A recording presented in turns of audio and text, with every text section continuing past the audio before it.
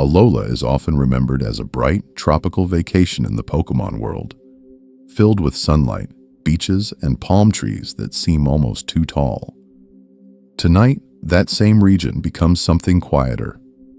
Instead of rushing through island trials or dramatic battles, this journey through Alola will move slowly, like warm air drifting in from the ocean after dark. In this journey, we'll treat Alola as a distant chain of islands visited only in the mind. The waves are present, but they stay in the background. The region's colors are still vivid, but the pace is not. Rather than focusing on action or strategy, the attention here rests on calm, low-energy details, shapes, names, small pieces of lore, and the gentle oddities in how each species appears in the Pokédex. The format is simple and repetitive on purpose. We will take a closer look at one Alolan Pokémon, or regional form at a time, linger on its design and concept, and then move on. No damage calculations, no competitive tiers, just short, quietly detailed segments about how an idea became a creature, how that creature fits into Alola's ecosystem, and how that small detail in its description changes the way it feels. Because of this, some of the examples will be slightly familiar, but shifted, as if seen through a dream. The original Rattata and Raticate return here as Dark-type Alolan forms, changed after people introduced Yungoos to control them. Alolan Exeggutor stretches into the sky like one of the strangest palm trees, finally matching old concept art with a dragon typing that feels both odd and inevitable. These forms echo Kanto, but the echoes are softer and more distant. Visually, Alola often leans into bright flowers and energetic dances, yet even those concepts can be observed at a low volume. Oricorio changes style depending on the nectar it drinks, each form tied to a different island dance. But here, the focus stays on the idea itself, rather than the performance.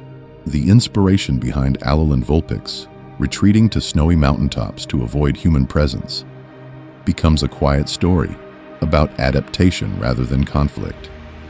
This raises quiet questions about how these species live when no one is watching. The overall experience is meant to feel like a slow documentary that forgot it was supposed to build tension.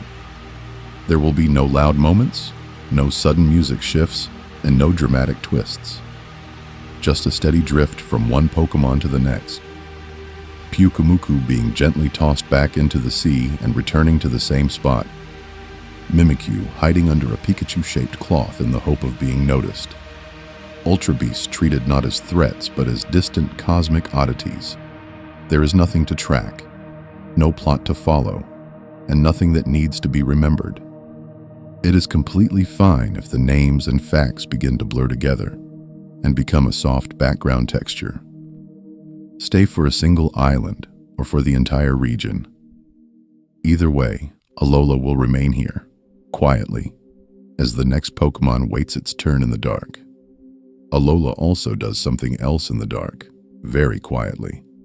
It takes familiar shapes from the original generation and bends them, just a little, until they become something new. These are the regional forms, and they sit halfway between a new species and an old memory, like a story retold by a different island elder. Unlike most regions, which simply add more Pokemon on top of what already exists, Alola often asks what would happen if a Kanto species had to live here for a very long time. The answer is not dramatic. It is slow. A different climate, different food, and different human habits gradually press on the same basic design until its typing, appearance, and behavior shift to match the islands. Alolan Vulpix is a quiet example. In the lore, its ancestors retreated into the high, snowy mountains to avoid human expansion on the coasts. Over generations, the warm fire type cooled into ice, and the orange fur faded into pale blue and white. That small detail, that a timid fox simply moved uphill, becomes enough to rewrite its entire elemental identity. The concept feels simple, but it carries the weight of a long, unhurried adaptation. Now, Rattata and Raticate change in a different direction. In Alola, people import Yungoos to control the nocturnal Rattata population. Because of this, the Rattata line adapts by becoming Dark-type, shifting into cautious night-active scavengers with new social behavior.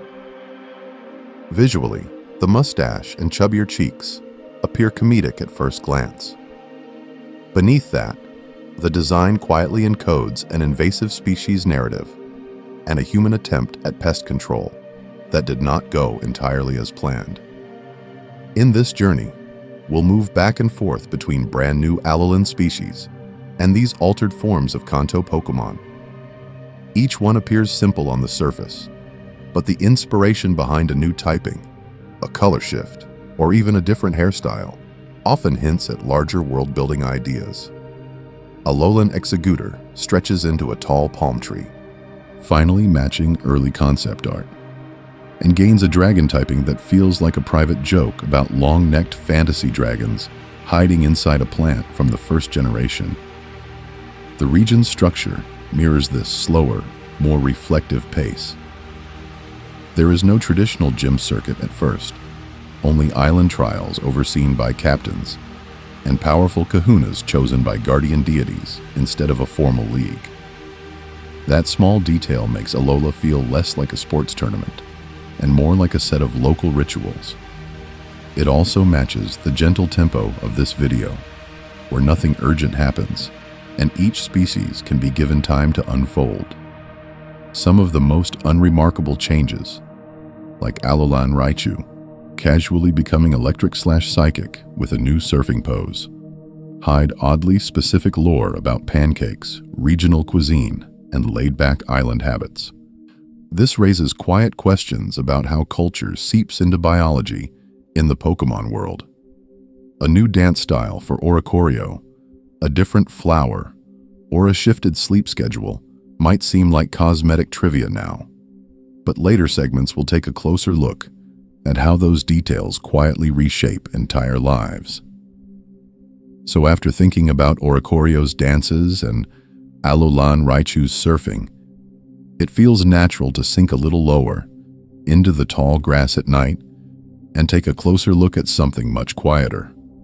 Alola does not only reshape flamboyant or iconic species, it also reaches back to one of the most basic Kanto Pokemon and turns it into a small ecological story told through fur color and sleep schedules.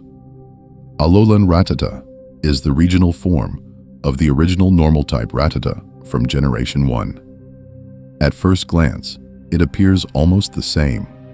The silhouette is familiar. The proportions are close. Yet the typing shifts to dark/normal, and the colors deepen, and that small detail makes it feel like a shadow of the Kanto version rather than a simple copy. It is still Rattata, but it now lives in the margins, in alleys and nighttime corners. Visually, the changes are understated but deliberate. The fur becomes a much darker gray, almost black in some artwork, and the cheeks look chubbier, as if storing food scavenged from human settlements. The long whiskers curve downward, like a little mustache, and its stance is more upright and tense, giving the impression of a sneaky city pest watching for an opening. The inspiration behind this design seems closer to urban rats that raid trash cans than to a generic field rodent nibbling on berries. In this journey, we'll keep seeing how Alola uses simple forms to hint at quiet histories, and Rattata is one of the strangest examples of that. According to the Pokédex, people in Alola were so troubled by Rattata overrunning towns that they introduced Yungoos to control the population. Because of this, Rattata shifted almost entirely to a nocturnal lifestyle, avoiding its imported predator by operating after dark. The dark typing suddenly makes sense as a behavioral label, not just an aesthetic one. This ecological chain plays out very softly in the early roots of Pokemon Sun and Moon. In the original Kanto games, early grass mostly contains normal and flying types with very simple roles. In Alola, the first common encounter in the night grass is often Alolan Rattata, immediately signaling that this region is willing to rewrite even the most basic species.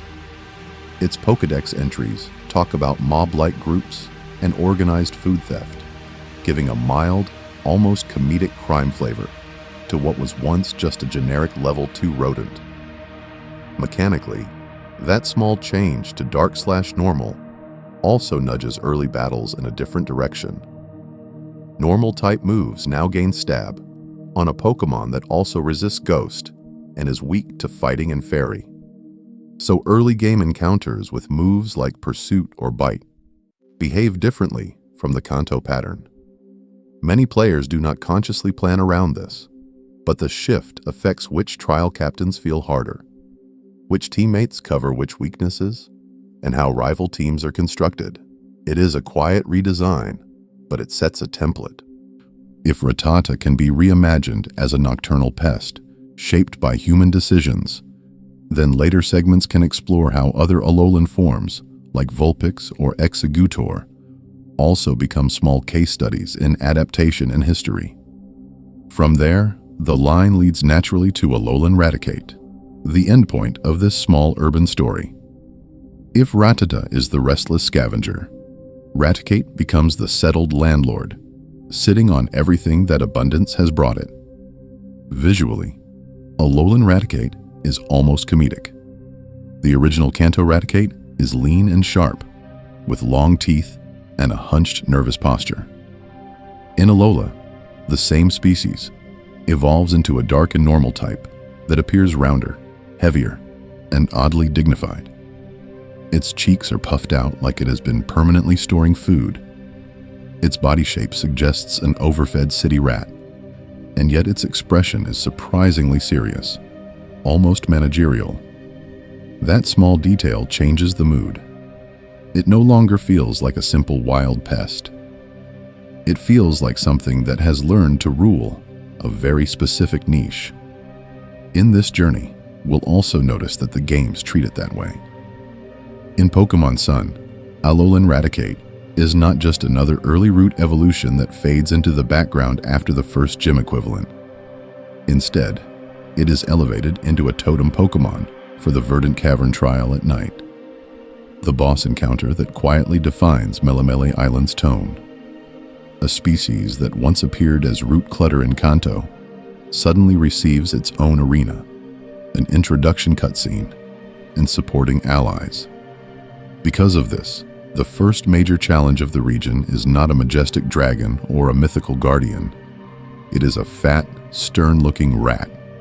Mechanically, the redesign follows through on that concept. Where Kanto Raticate is built around high speed and decent attack, Alolan Raticate shifts its stats into HP and defenses. It becomes slower, bulkier, and more focused on tanking hits while chipping away with dark-type moves like Bite or Crunch. The behavior suggested by the model, heavier, lazier, content to sit and let others do the running, matches the numbers. It is one of the strangest cases where a regional form's body language, typing, and stat spread all tell the same small story about lifestyle. The Pokédex and in-game locations reinforce this.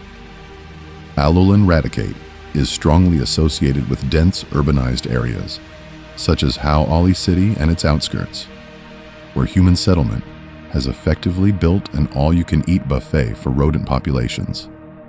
Trash, crops, stored food, and street stalls create a new ecosystem, and Raticate adapts by becoming nocturnal, territorial, and well-fed.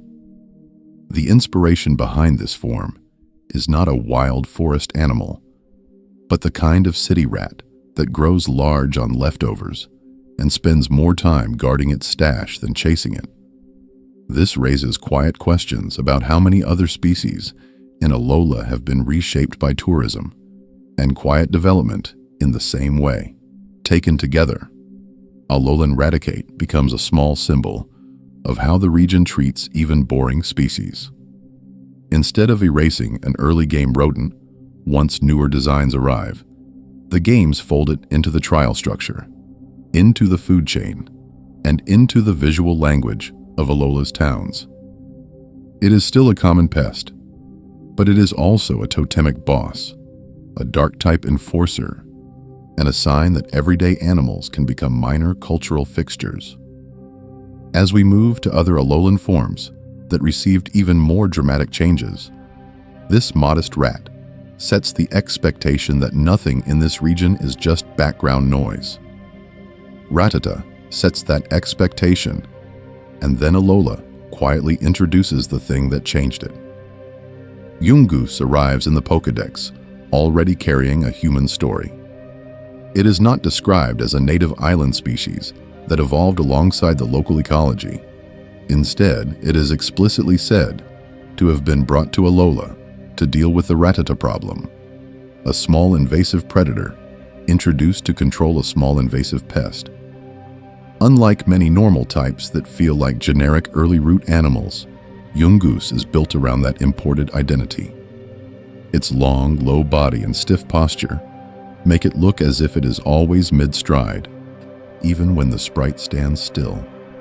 The eyes are half closed but tense, the jaw is set, and the Pokédex emphasizes its constant hunger. That small detail turns a simple ferret-like creature into a moving stomach with teeth.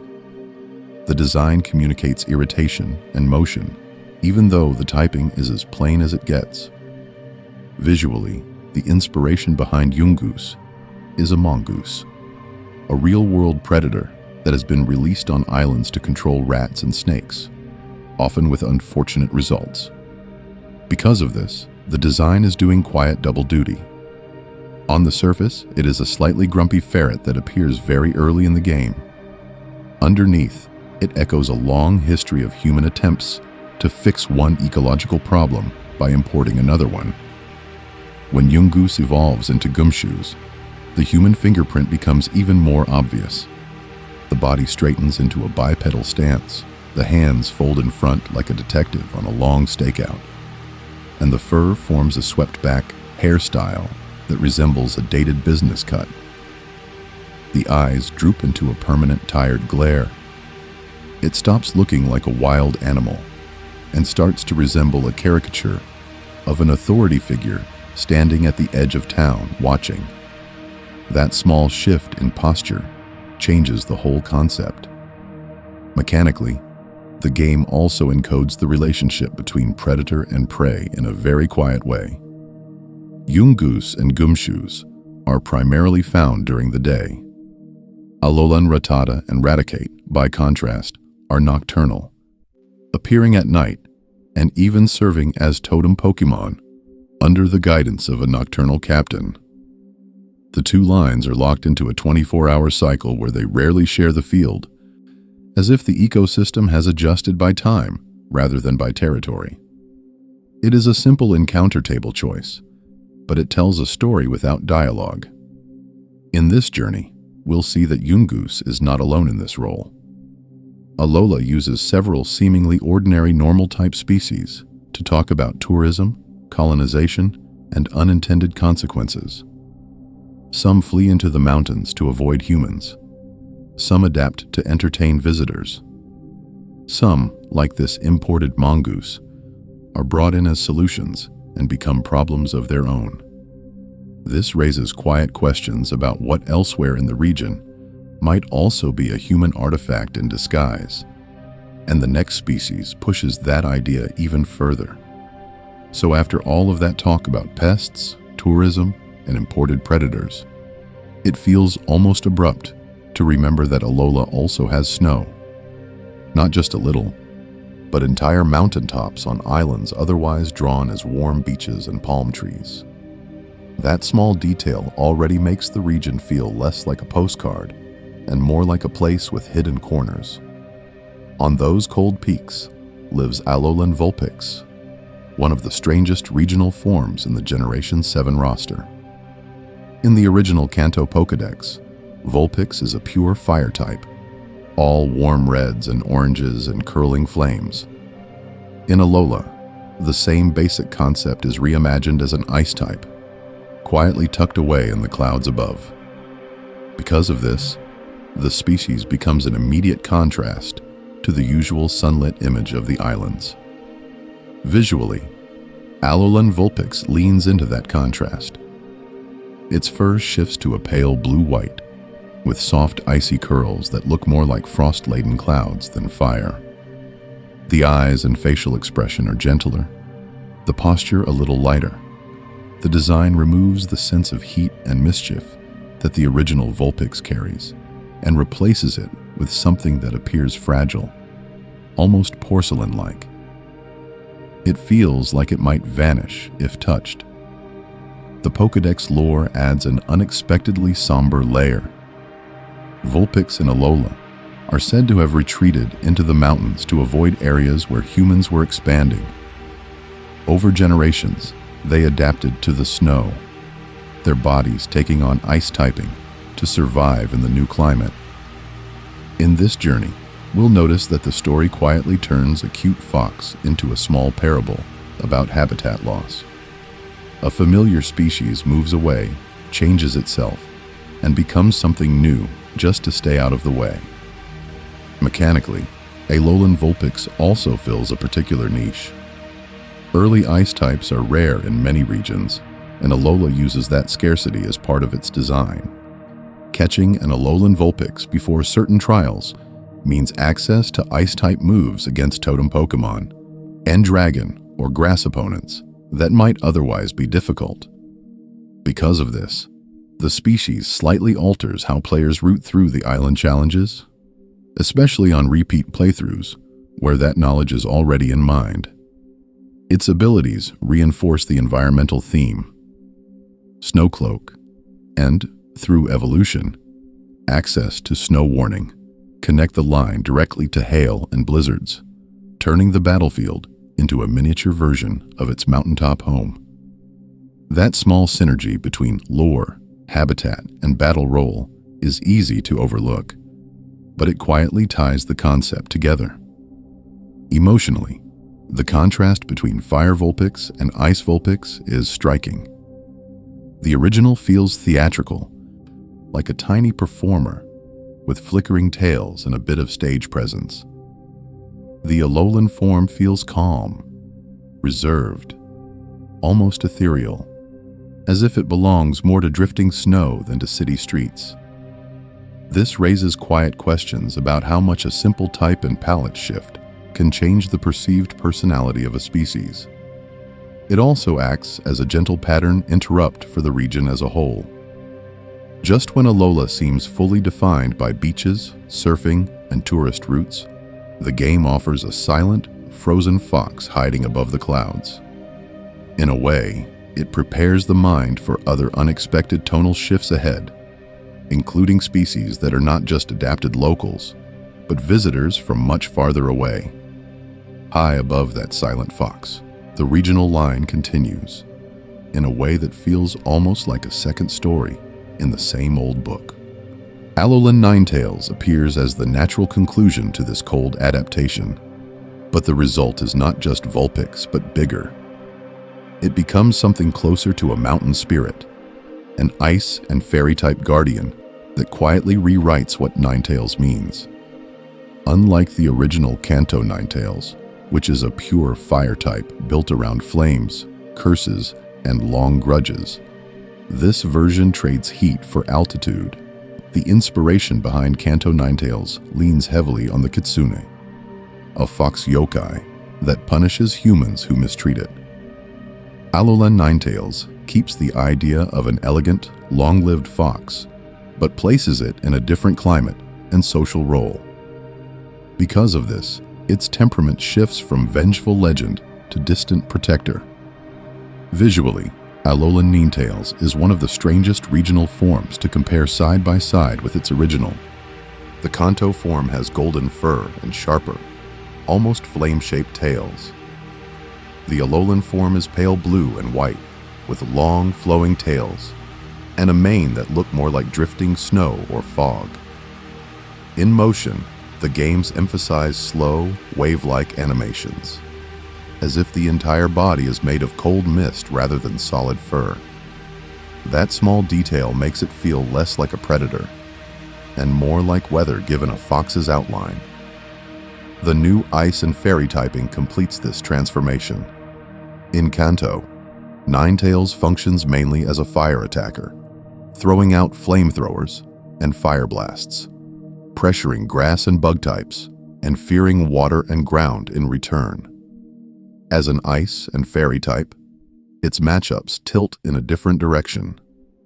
It now threatens dragons and dark types, resists ice, and gains that characteristic fairy resistance to fighting and bug, while picking up weaknesses to steel and poison. The role it plays in battle becomes more supportive and magical feeling, with access to moves like Aurora Veil that protect the team under hail. Its Pokédex entries reinforce this calm but unapproachable nature. In Alola, Ninetales is said to live on snow-covered peaks, shielding those mountains and punishing intruders with swirling ice. Some descriptions frame it as a deity-like presence to nearby people, who respect its territory and avoid angering it. The behavior described is not that of a household companion or a common route encounter. It is more like a local weather pattern that happens to have a face. In this journey, we'll keep seeing how a simple, regional variant can feel like a completely different mythological creature, with only a few changes. Climate, typing, and a handful of visual cues turn a fiery, curse-bearing fox into a frosted guardian spirit. This raises quiet questions about how many other species could be reimagined just by moving them to a new environment. The next Alolan forms push that idea further, blurring the line between playful reinterpretation and something almost unrecognizable. And few species show that shift more gently than Vulpix and Ninetales. The forms in Alola look familiar at a glance, but under the surface, their names and origins slide between cultures in a quiet way. In this journey, we'll take a closer look at how a single fox can carry different myths depending on which language is speaking. In Japanese, Vulpix is called Rokon. That name appears simple, but it hides a compact piece of folklore. The Ro is usually read as Roku, meaning 6, and Kon can refer to a fox spirit, the same sound found in words tied to Kitsune and other supernatural foxes.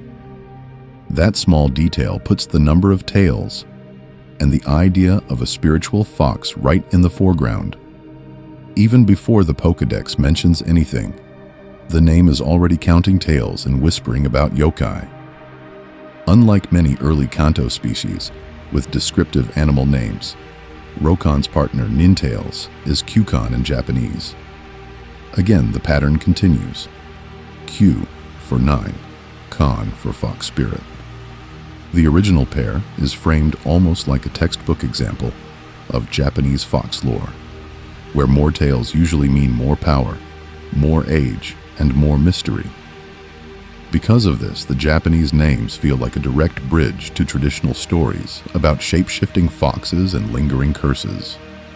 The English name Vulpix moves in a different direction.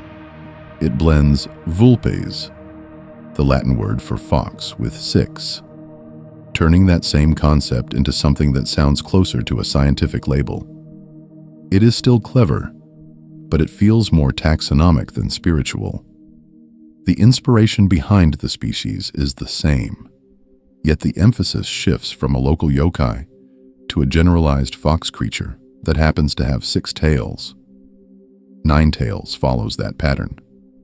It states the number outright in English and hints at fairy tales about 9-tailed foxes in a broad, almost global sense, rather than pointing specifically at Japanese kitsune tradition.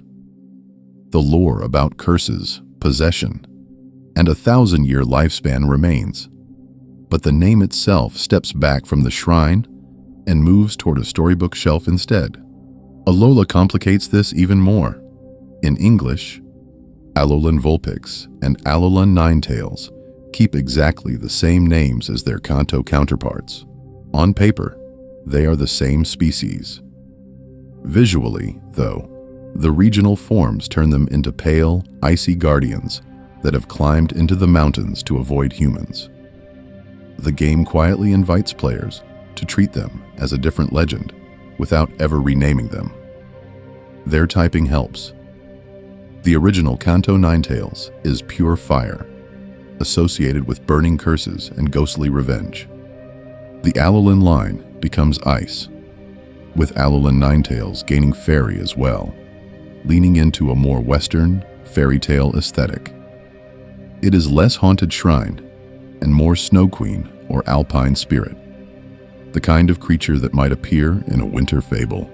Regional forms, in this sense, act like parallel translations of the same fox spirit idea. One version passes through Japanese ghost stories and shrine folklore. Another filters through cold climates and European-style fairy tales.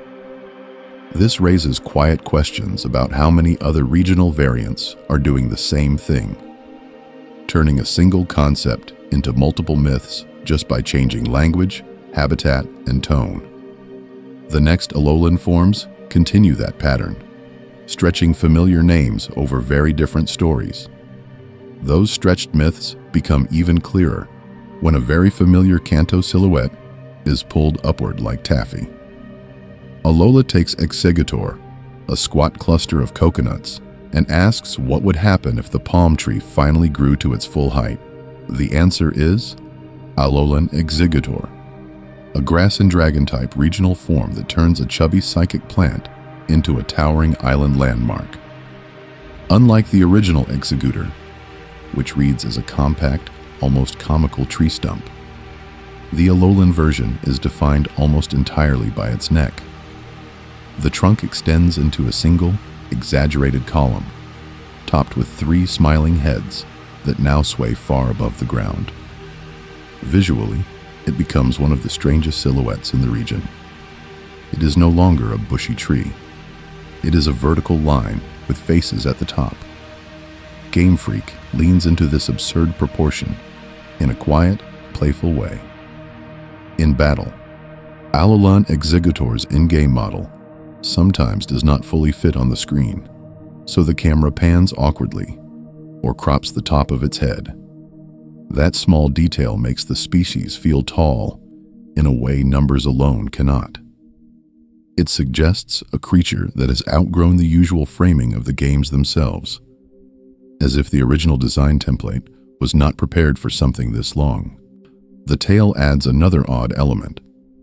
Instead of ending in roots, Alolan Executor's tail sprouts a 4th head, often depicted with a different expression, almost like a lookout that never sees the sky. This raises quiet questions about how this species thinks. Are all 4 heads sharing the same mind, or is the tail quietly grumbling while the upper 3 enjoy the sun? The design never answers, but the implication is gently humorous. The inspiration behind this form is very direct. Alola is based on Hawaii, where certain palm species really do reach exaggerated heights compared to more temperate trees. Early concept art for Executor from the first generation already imagined it as a kind of dragon-like tropical tree.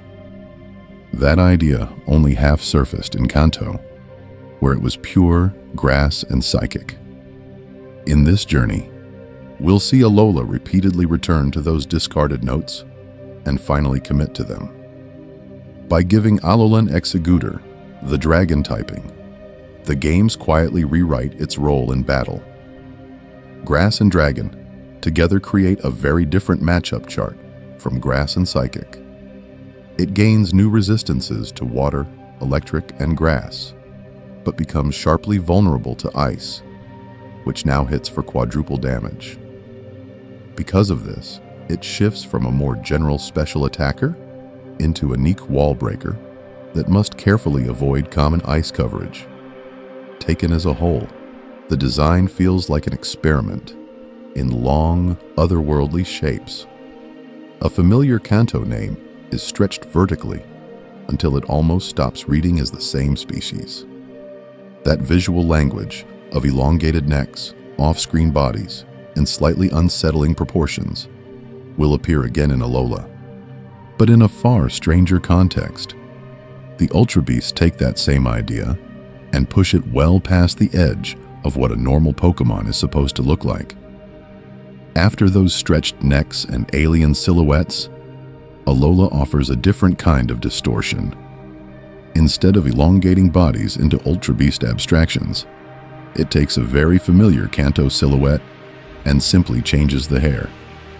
In this journey, we'll see how that small detail is enough to suggest an entire culture around a species that originally appeared as 3 brown heads in a patch of dirt. Alolan Dugtrio is one of the strangest regional forms introduced in this generation. The core concept is unchanged. 3 heads emerging from the ground, sharing a hidden body. Yet now it is a ground/steel type with long, flowing golden hair, in turning what once looked like a set of anonymous moles into something closer to a pop idol trio. The contrast between the original design and this glamorous variant is immediate. It feels like the same Pokemon, but also like a celebrity version of itself. Visually, the hair is the entire joke, and also the entire statement. Each head wears a slightly different style, one with a simple center part, one with a side-swept fringe, and one with a more voluminous wave. That small detail gives each head a hint of personality without changing the basic model. The metallic sheen on the strands makes the hair look less like soft fur and more like polished wire, which keeps the design balanced between silly parody and strangely iconic mascot. The Pokédex quietly explains that this is not hair at all, but whiskers made of metal. The inspiration behind this is tied to Alola's geology: volcanic islands, mineral-rich soil, and metallic deposits near the surface. Dugtrio, as a tunneling species, simply grows those minerals into filament-like whiskers. Because of this, the glamorous appearance is just a byproduct of underground chemistry. The region's association with tourism and sun-bleached beach blonde hair adds another layer, turning a geological quirk into a soft parody of resort culture. Typing-wise, the Steel Edition changes its role in a subtle but meaningful way. Original Dugtrio is a fragile, fast ground type, valued for outspeeding opponents but knocked out quickly in return. Alolan Dugtrio trades some of that frailty for new resistances through its steel typing, becoming sturdier against certain attacks while gaining fresh weaknesses to fire and fighting. That small shift in numbers suggests a slightly more defensive, grounded presence, as if the species has been tempered by the harder Alolan earth. A quiet superstition in its lore states that cutting Alolan Dugtrio's hair brings misfortune. In practice, this has no in-game mechanic, but it implies that locals treat those metallic whiskers almost like a sacred natural resource. This raises quiet questions about how human culture in Alola projects meaning onto unusual biological features. In the same way real-world communities invent taboos around rare minerals or distinctive animals. For a moment, a comic hairstyle becomes a cultural object. And Alola does this again and again, taking a familiar Kanto outline, then adding one odd feature that implies an entire story. In the next species, that feature is not glamorous hair, but a mask that hides something far lonelier. That mask leads us back to a quieter pattern in Alola: familiar Kanto names carrying unfamiliar meanings. In this journey, we'll take a closer look at how that plays out, not just in designs, but in the words attached to them, across different languages. Alolan executor is one of the strangest examples because on paper, nothing changes. The species is still simply executor in English and nasi in Japanese, just as in its original Kanto form. Unlike some regional variants that gain a new suffix or title, the name remains stable while the concept stretches upward into an exaggerated palm tree. That small detail makes the shift feel more like a natural migration than a reinvention. The Pokédex, however, begins to diverge. In English entries, Alolan executor is constantly described in terms of its towering height and almost comedic scale, emphasizing how it finally matches the tropical palm idea that the designers had wanted from the beginning. The tone leans slightly playful, drawing attention to its long neck as a visual gag and to the dragon typing as an unexpected twist. Because of this, the species reads like a long-delayed punchline to an old design joke. Japanese descriptions, by contrast, spend more time on executor as an emblem of strong sunlight and island climate. The emphasis falls on how the intense Alolan sun allows it to reach its true form, suggesting that the Kanto version is actually the constrained one. This raises quiet questions about which region is considered normal and which is the variation. Visually, the same tall palm appears, but the text frames it less as a joke and more as a fully realized tropical organism. Alolan Dugtrio shows an even sharper split. Its Japanese name remains Dugtrio as well, so the idea of golden hair has to be carried by flavor text and by cultural context rather than by a new naming pun. In Japan, there are long-standing superstitions around cutting sacred hair or disturbing unusual natural formations, and the descriptions quietly tap into that mood. The tone suggests a local taboo rather than a punchline. English entries, meanwhile, lean into humor. Dugtrio's flowing locks are compared to glamorous hair and even celebrity status, turning a simple ground type into a fashion statement. The inspiration behind the design still comes from mineral formations and metal-rich soil, but the text highlights the comedic contrast between serious geology and silly hairstyle. Together, Executor and Dugtrio show Game Freak's tendency to stack meanings inside regional forms, geological explanations, cultural references, and gentle comedy, all coexisting in a single species. For a sleepy listener, these differences do not need to be memorized. It is enough to know that even the most joking designs are supported by quiet, deliberate thought in both art and language. And from here, Alola goes further. It does not only bend old Kanto silhouettes, it also introduces entirely new species whose whole identities revolve around local dances, customs, and rituals, where the performance itself becomes the core of the Pokémon. One of the clearest examples of that idea is Oricorio, a species that turns the act of dancing into its entire identity. In this journey, we'll slow down with this small bird and notice how much quiet variation can exist inside a single name. Oricorio appears simple at first glance, a basic flying type from Alola, but it is also one of the strangest mood pieces in the region. Unlike most bird Pokémon, which evolve into larger, sharper versions of themselves, Oricorio does not evolve at all. Instead, its whole concept is built around 4 distinct styles: Bale, Pom-Pom, Pau, and Sensu. Each style keeps the flying type, but shifts the secondary typing, the colors, and the dance that the form is based on.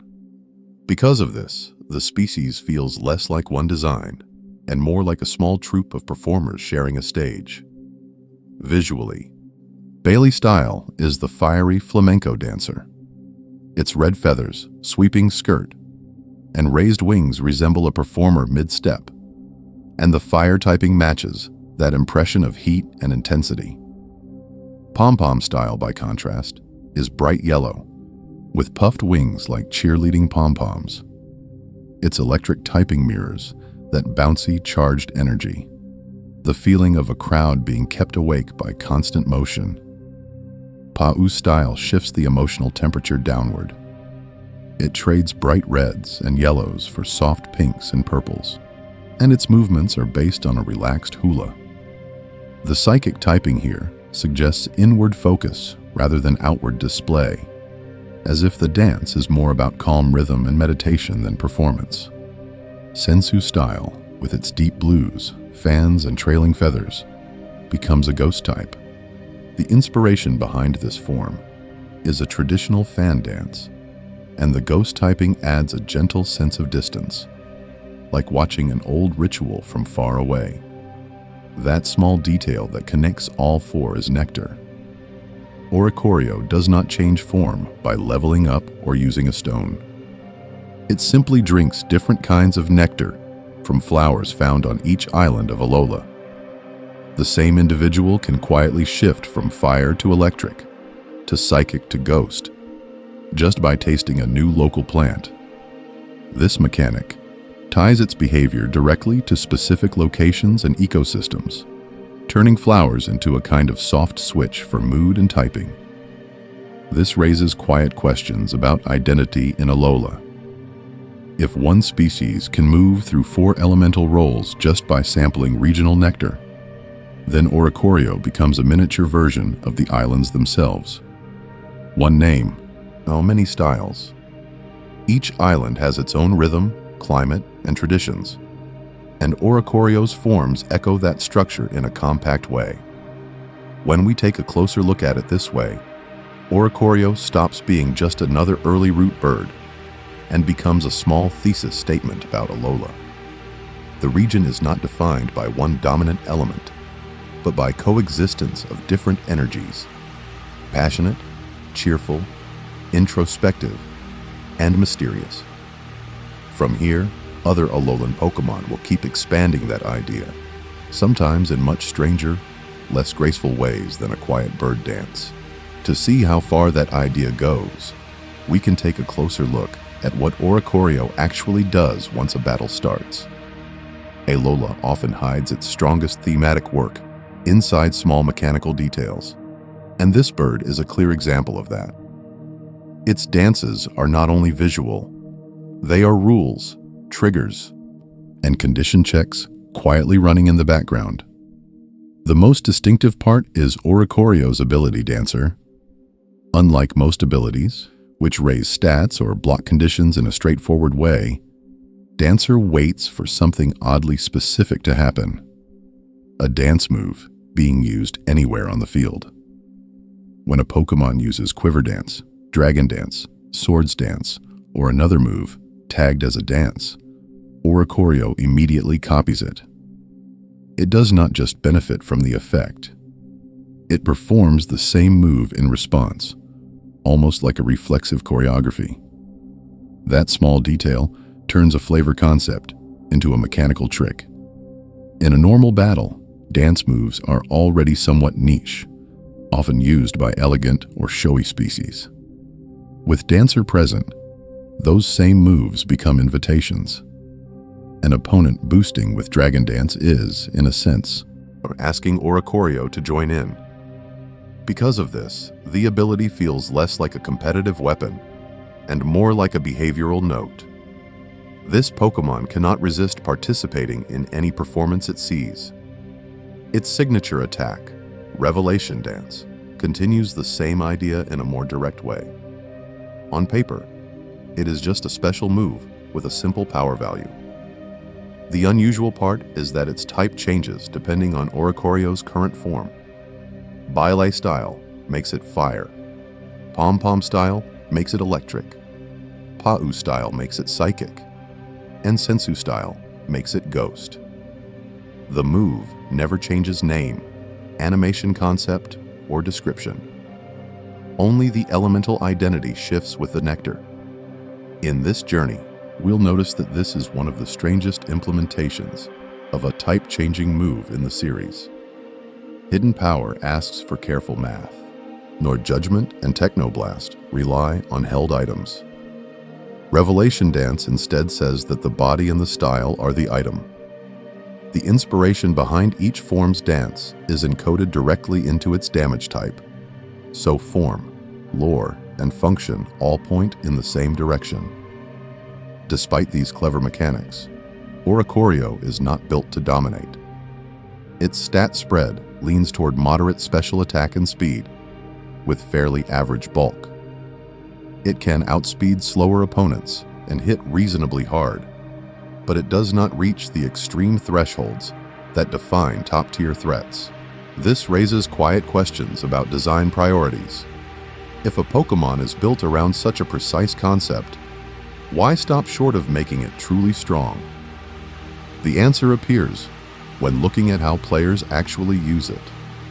In competitive formats, full teams rarely revolve around Oricorio. Dancer can punish a careless Dragon Dance or copy a partner's Quiver Dance in doubles, but these scenarios are narrow. In regular in-game play, however, the bird feels like a gentle, thematic companion. Paying attention to its forms, choosing nectar, and watching Revelation Dance change type gives a quiet sense of authorship without demanding deep optimization. Because of this, Oricorio becomes a small statement about Alola's overall philosophy. The region often values concept and world building over raw power, especially for experimental designs. Not every new mechanic has to create a top threat. Some exist to make the world feel more coherent and lived in. From here, other Alolan species will keep exploring that balance, sometimes leaning harder into competitive strength and sometimes drifting into pure atmospheric oddity. Alola's focus on concept over raw power becomes especially clear when the camera drifts over to Oricorio. This is a small, almost fragile-looking bird species, but its entire design turns into a quiet essay on dance, regional identity, and how names can compress a lot of information into a single sound. The name Oricorio itself is one of the strangest little constructions in the region. Unlike more direct bird names, such as Pidgey or Spearow, it folds two ideas together. Oriole signals a colorful songbird, while Cori evokes choreography and chorus. That small detail means the species announces both bird and dance at once. It does not just fly, it performs. From there, the four styles each expand on the same basic concept. The Bailey style, with its red plumage and flamenco stance, echoes Spanish flamenco traditions without becoming a costume. Visually, the wings suggest ruffled sleeves, but they remain feathers, not fabric. The pom-pom style leans into cheer dance, with bright yellow wings that read as pom-poms in motion, yet still attach like natural limbs. Because of this, the designs stay in a plausible animal space while still communicating very human forms of performance. The Pau style, inspired by hula and island dance, slows everything down. Its pastel colors and skirt-like feathers recall traditional hula outfits, but the silhouette is rounded and bird-like. Rather than directly copying human clothing, the sensu style, drawing on classical Japanese dance with folding fans, turns its wings into fan-shaped panels. Again, they never quite become props. The inspiration behind each form is clear, but the game avoids turning Oricorio into a bird wearing an outfit. It remains a coherent creature first, a performer second. In Japanese, the naming layers become even more pointed.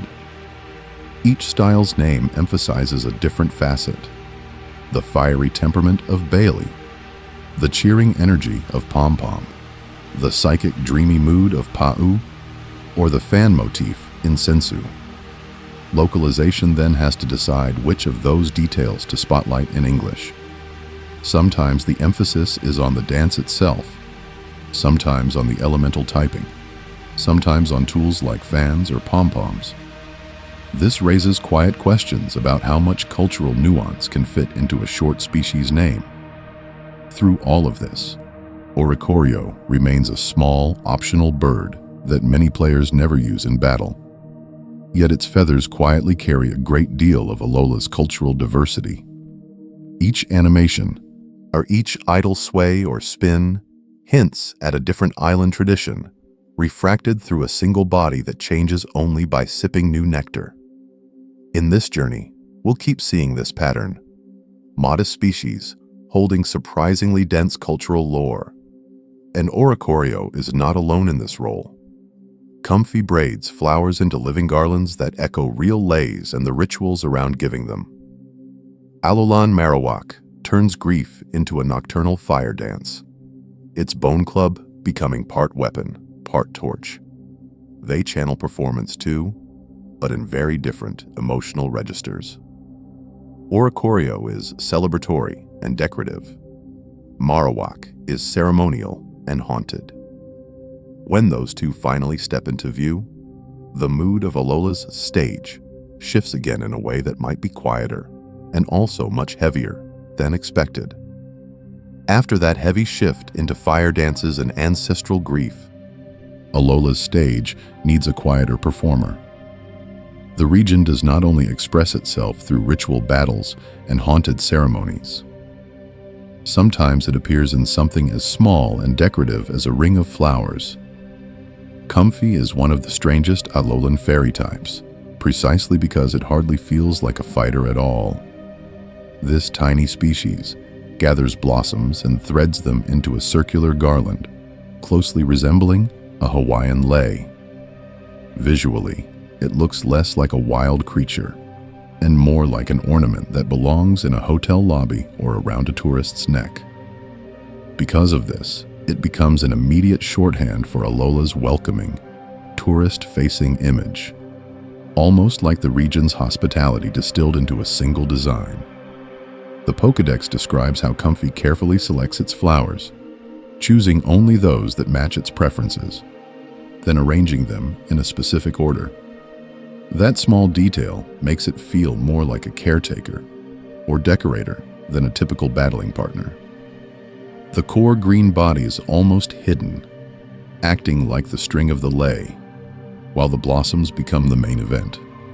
In this journey, we'll see this pattern several times in Alola. The environment and its rituals often overshadow the creature itself. Comfy's flowers are not just visual decoration.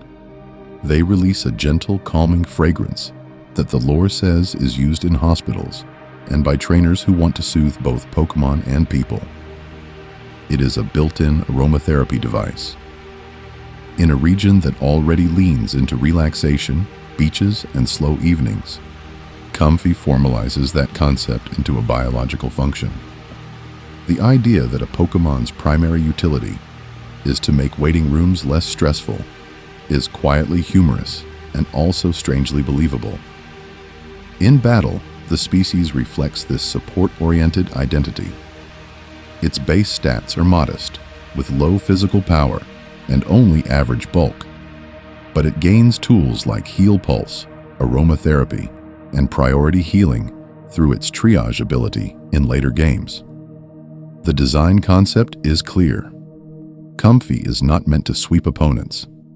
It is meant to keep others comfortable, healthy, and stable. That small ring of flowers becomes a buffer against damage, status conditions, and stress, rather than a direct source of threat. This raises quiet questions about what it means to be a Pokémon in Alola. Many regional forms emphasize adaptation, survival, or competitive niches in the ecosystem. Comfy instead represents the softer side of that relationship with nature. Garlands at the airport, leis at ceremonies, floral offerings at shrines, and fragrant arrangements in recovery wards. Take a closer look, and the species is almost more cultural artifact than combatant. As we move on to other Alolan designs that blend utility, symbolism, and quiet oddity, Comfy sits in the background like a living centerpiece, reminding the region that not every partner has to be powerful to matter. Comfy fades into the background like gentle music, and in this journey, we'll move from flowers to fire. Alola often takes familiar Kanto species and tilts them just enough that the entire story changes. And Alola Marowak might be one of the strangest examples of that quiet rewrite. The original Marowak in Kanto is a pure ground type, defined almost entirely by loss. Its lore in Lavender Town centers on a single murdered mother, a solitary ghost that needs to be calmed so the player can move on. In Alola, the same species appears with a ghost/fire typing instead, as if the region has taken that grief and wrapped it in ritual. The base concept of a bone-wielding mourner remains, but the emotional temperature shifts. Visually, the Alolan form darkens Marowak's body, stretches its limbs, and bends its posture into a permanent low stance. The skull becomes more stylized, with green-blue flames venting from the eye sockets, and the bone club now burns at both ends. That small detail changes the entire silhouette. It no longer reads as a blunt weapon. It reads as a torch or a staff, maybe something held by a performer rather than a simple brawler. The inspiration behind this form is often linked to Polynesian and Hawaiian fire knife dancing, where performers spin burning staffs in rhythmic patterns. Alolan Marowak's idle animations and attack poses echo that behavior, with sweeping arcs and deliberate spins that feel almost ceremonial. Because of this, its battles look less like random flailing and more like a practiced dance, a performance that just happens to be dangerous. The Pokédex supports this interpretation directly. In several entries, Alolan Marowak is described as having developed its fire dancing style to confront an abundance of natural enemies and to protect the spirits of its departed kin. The lonely child of Kanto becomes, in Alola, a communal guardian. Its grief is not erased, it is choreographed. The skull is still there, the bone is still there. The mourning simply moves from private crying to public ritual. Mechanically, the ghost/fire typing reinforces this new role. It gains immunities to normal and fighting, along with resistances to grass, ice, fire, steel, and fairy, while picking up new vulnerabilities to water, rock, ground, ghost, and dark. In practice, this means the species often slips around conventional physical attackers, appearing and disappearing through immunities like a stage performer, stepping in and out of the spotlight, abilities such as Cursed Body or Lightning Rod. In some contexts, further emphasize either trickery or specialized protection. This raises quiet questions about how regional culture reshapes a Pokémon's identity. The same evolutionary line that once symbolized a single unhealed wound now stands in Alola as a symbol of remembrance and resilience, turning pain into a shared tradition. As we take a closer look at other Alolan forms that reinterpret Kanto's cast, this pattern of quiet transformation will keep appearing in different, sometimes unexpected ways. That shift becomes even clearer when we return to where this line began: Cubone, the original lonely Pokémon. In this journey, we'll move from that small, isolated figure in Kanto to the firelit circles of Alolan Marowak, and see how a single evolutionary name can hold two very different stories at once. Cubone's early lore is unusually direct about grief. It wears its dead mother's skull. It cries at night. Its tears stain the bone it never removes. In both Japanese and English, the names focus on this hard, physical detail, rather than any kind of ritual. Cubone combines cube or cute with bone, while its Japanese name, Karakara, echoes the clattering sound of dry bones. The concept is small, lonely, and closed off. No mention of culture, no mention of community, just a child and a skull. Because of this, Cubone in Kanto appears almost like a narrative endpoint. The Marowak ghost in Lavender Tower reinforces the idea that this line is defined by a single tragedy that never really resolves. The behavior is defensive and withdrawn, swinging its club in isolation.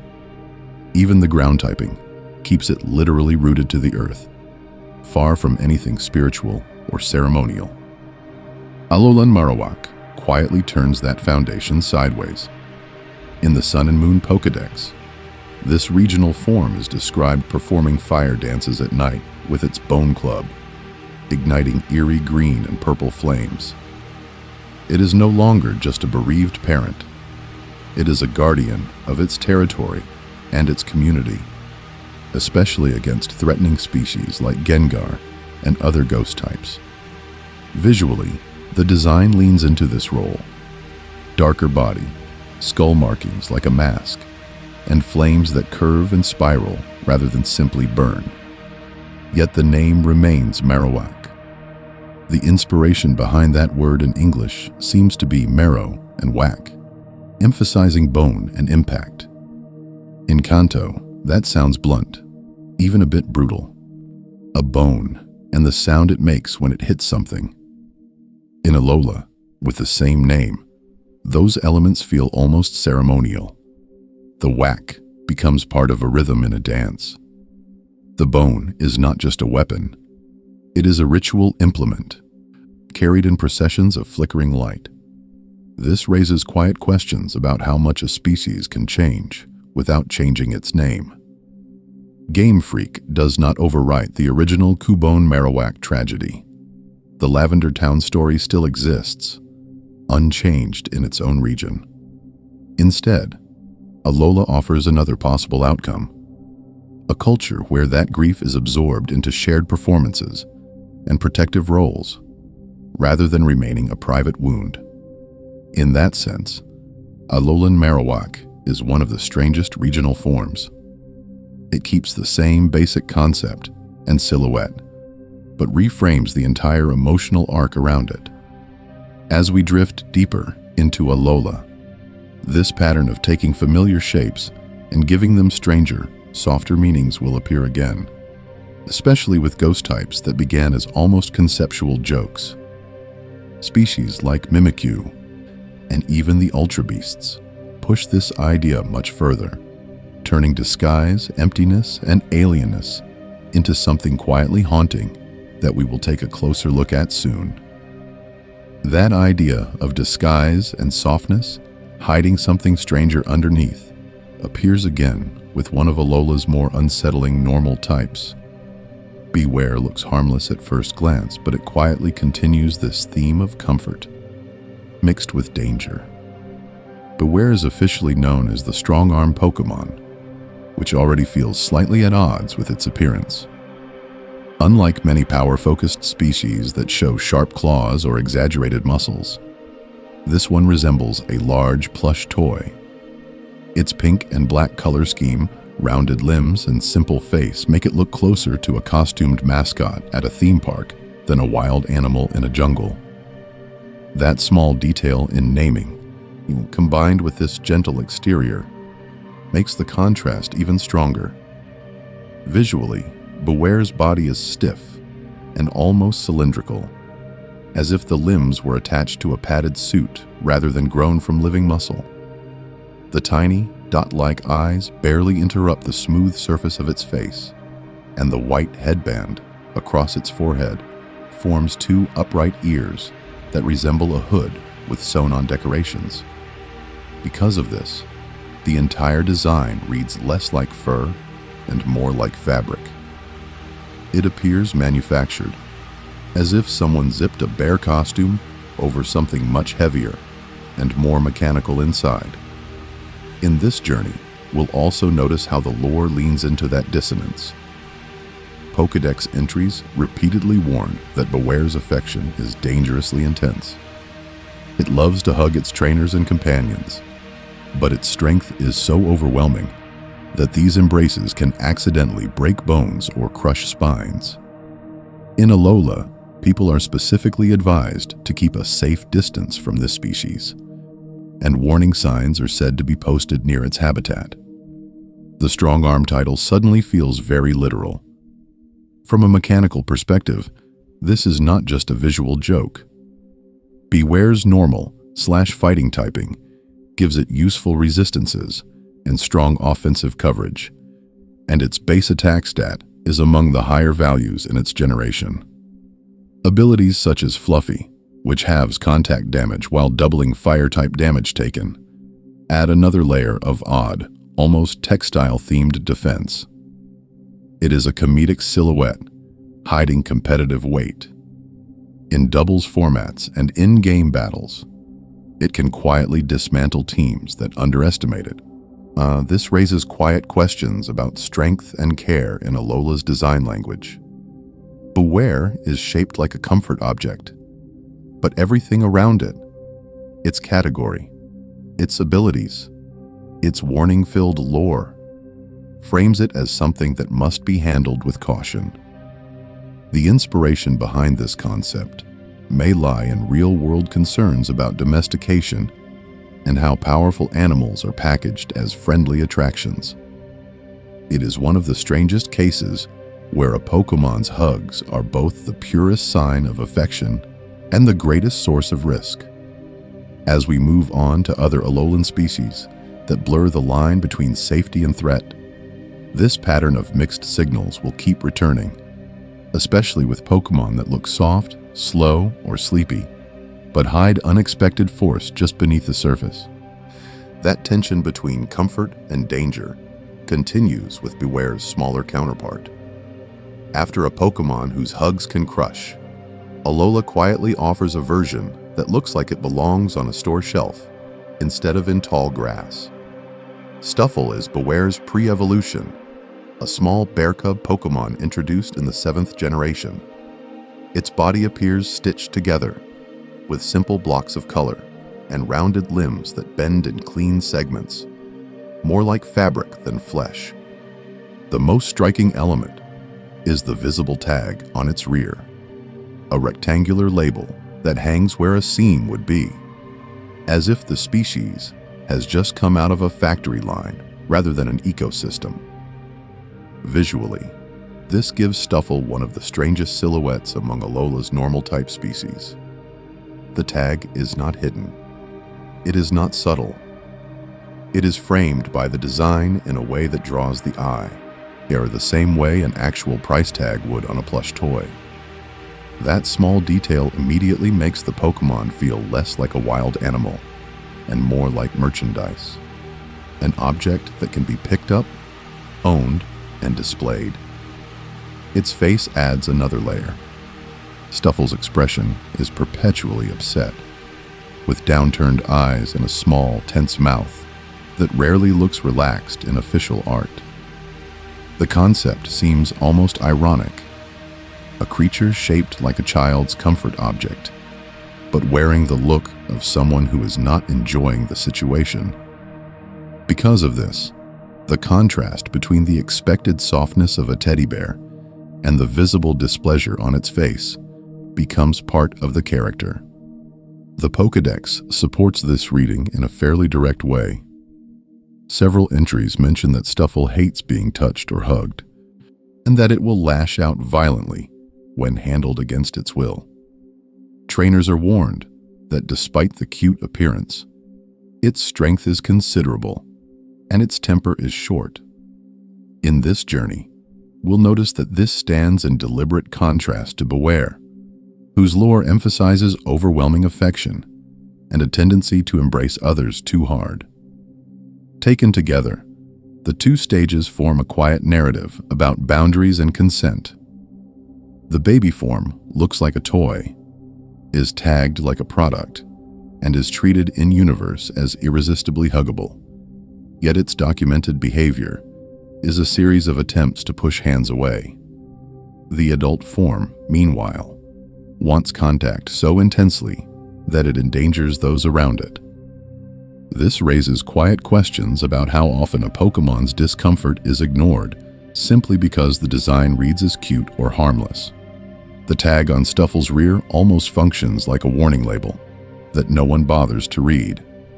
It is right there, signaling artificiality, ownership, and a kind of commodified identity. Players see a plush NPC's coo over how adorable it appears, and the species itself keeps struggling, flailing and swiping to carve out personal space. If Beware and Stuffle explore what happens when affection and boundaries do not quite line up, Alola also introduces a different creature whose entire identity revolves around wanting affection in the first place. As we move deeper into the region's lore, we encounter a Pokémon that hides under cloth, copies another mascot, and quietly asks to be seen as something more than what it appears to be: Mimikyu. Mimikyu arrives in Alola as one of the strangest contrasts in the regional Pokédex. On paper, it is a ghost/fairy type, a rare and almost storybook combination.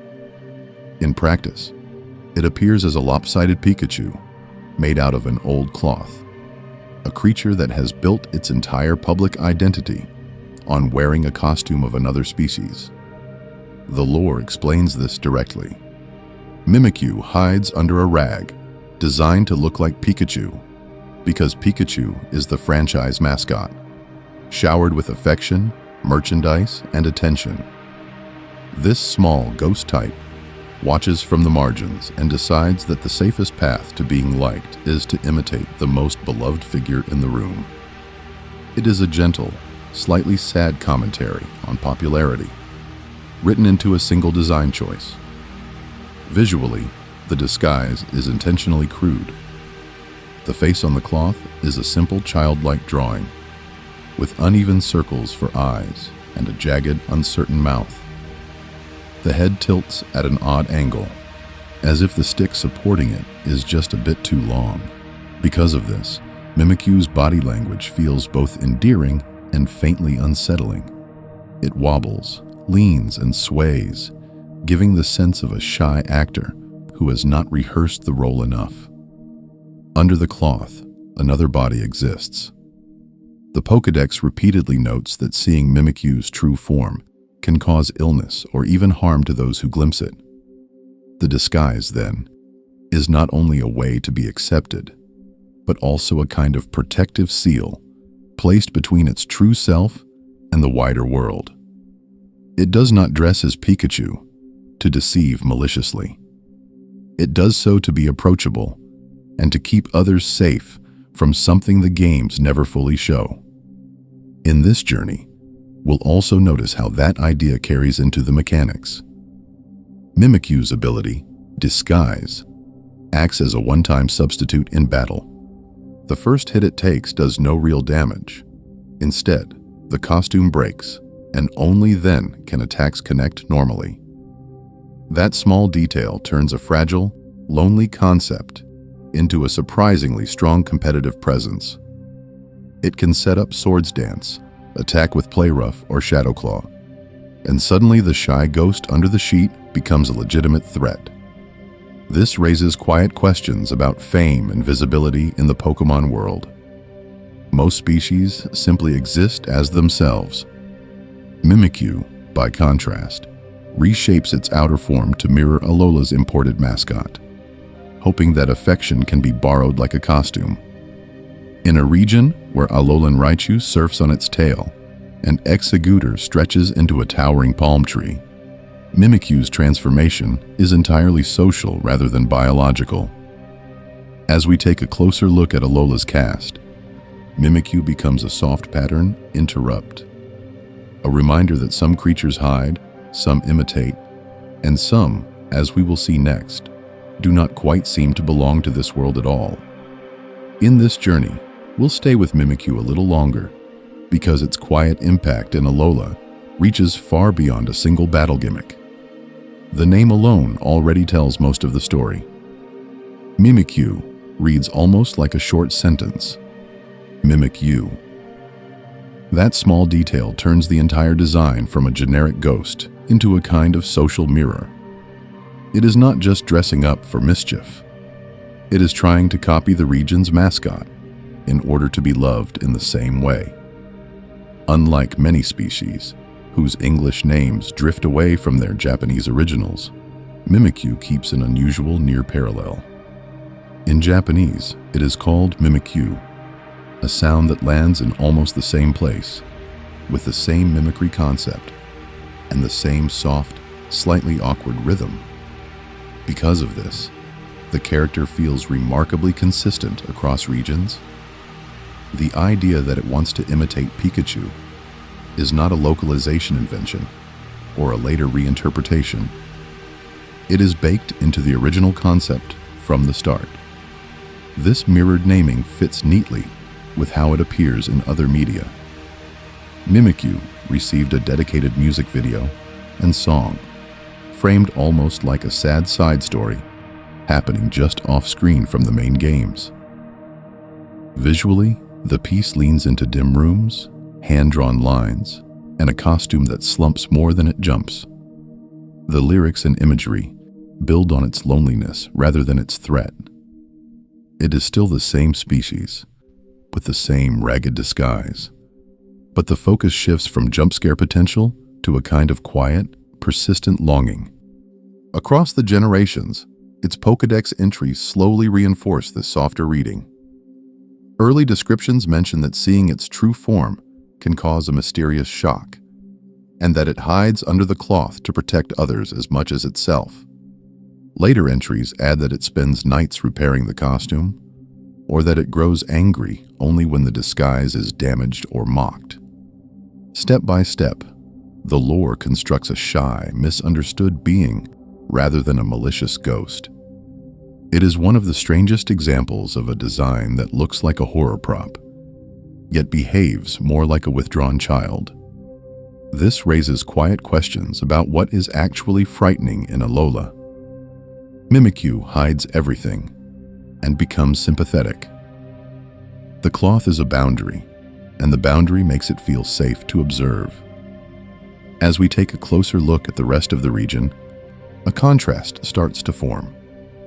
Some of Alola's most unsettling creatures are not the ones in costumes, but the ones that seem to show too much. The Ultra Beasts, in particular, lean in the opposite direction, exposed, exaggerated, and alien, as if no disguise would ever fit. From here, the path leads away from lonely imitations and into entities that do not even try to blend in with the familiar Pokémon world at all. Yet Alola is not only about beings from beyond its sky. Some of its most unusual concepts come from very small, very ordinary creatures that become strange when they act together. To slow down a bit from the Ultra Beasts, we can take a closer look at one of the strangest fish in the region, Wishiwashi. On its own, Wishiwashi appears almost comically weak. In solo form, it is a tiny, silvery minnow with a single large eye and a permanent teary expression. Its base stats are among the lowest for any fully evolved-looking species introduced in its generation. That small detail makes it feel vulnerable before any battle even begins. It does not read as a fearsome predator. It reads as something that should be hiding. Because of this, the contrast when it changes form feels even more dramatic. Wishiwashi's defining mechanic is its signature ability, schooling. Once it reaches level 20, and as long as its HP stays above a certain threshold, many individual Wishiwashi gather and compress into a single massive school form. Mechanically, the transformation happens at the start of battle when conditions are met. Visually, it looks like an entirely different species. In school form, dozens or even hundreds of tiny bodies arrange themselves into a huge, torpedo-shaped fish silhouette. The eyes of this giant shape are not real organs, but clusters of individual Wishiwashi glowing together like living pixels. The mouth, fins, and tail are all implied by coordinated motion rather than by a single body. It is a creature made of creatures. This raises quiet questions about what counts as one Pokémon in the first place. The ability itself quietly teaches a lesson about conditional strength. At high HP, school form Wishiwashi has towering stats, rivaling legendary Pokémon in raw numbers. As its health drops below half, the schooling ability breaks, and it reverts to the fragile solo form again. Power appears, then dissolves, depending on the group's stability. It is an emergent strength, not an individual one, and the game ties that concept directly to a simple rule about remaining calm and intact under pressure. In this journey, we'll see that Alola returns to this idea of collective forms in several designs, but Wishiwashi might be the purest version. Its Pokédex entries emphasize how other ocean Pokémon fear the assembled school, even though each member alone is almost defenseless.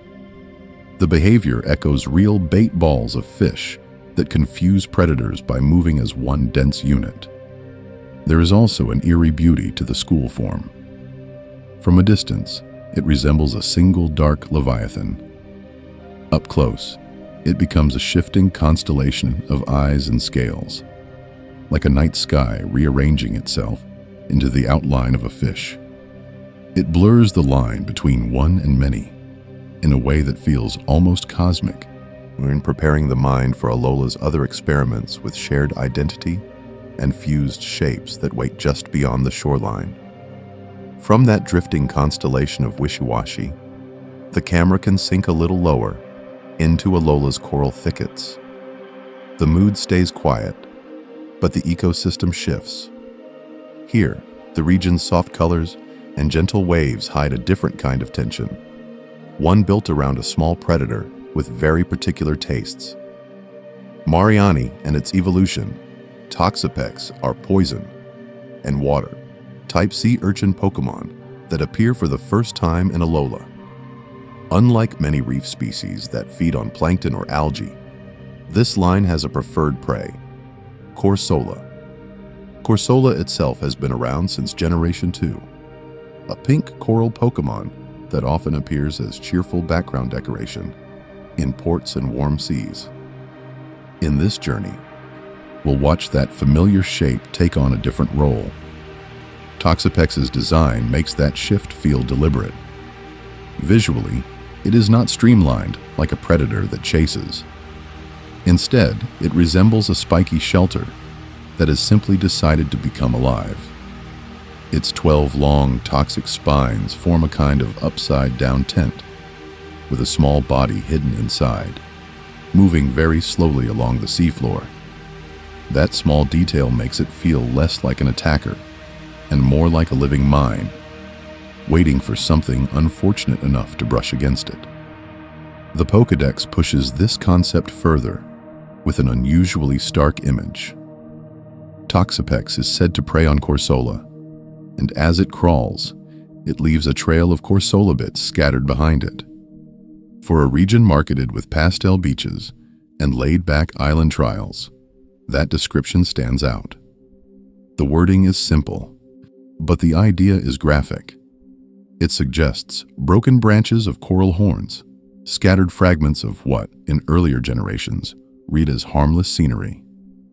Because of this, Corsola's place in the lore changes in a subtle way. In Johto and Hoenn, it decorates harbors and routes, a passive symbol of tropical comfort. In Alola, the same species gains a specific predator with a specific hunting method. The reef stops being a static postcard and becomes a food web, where even a cute coral has to fit into someone's diet. This raises quiet questions about how many other decorative background Pokémon are quietly filling similar ecological roles off-screen. There is also a small irony in how the roles are reversed from what the designs might suggest.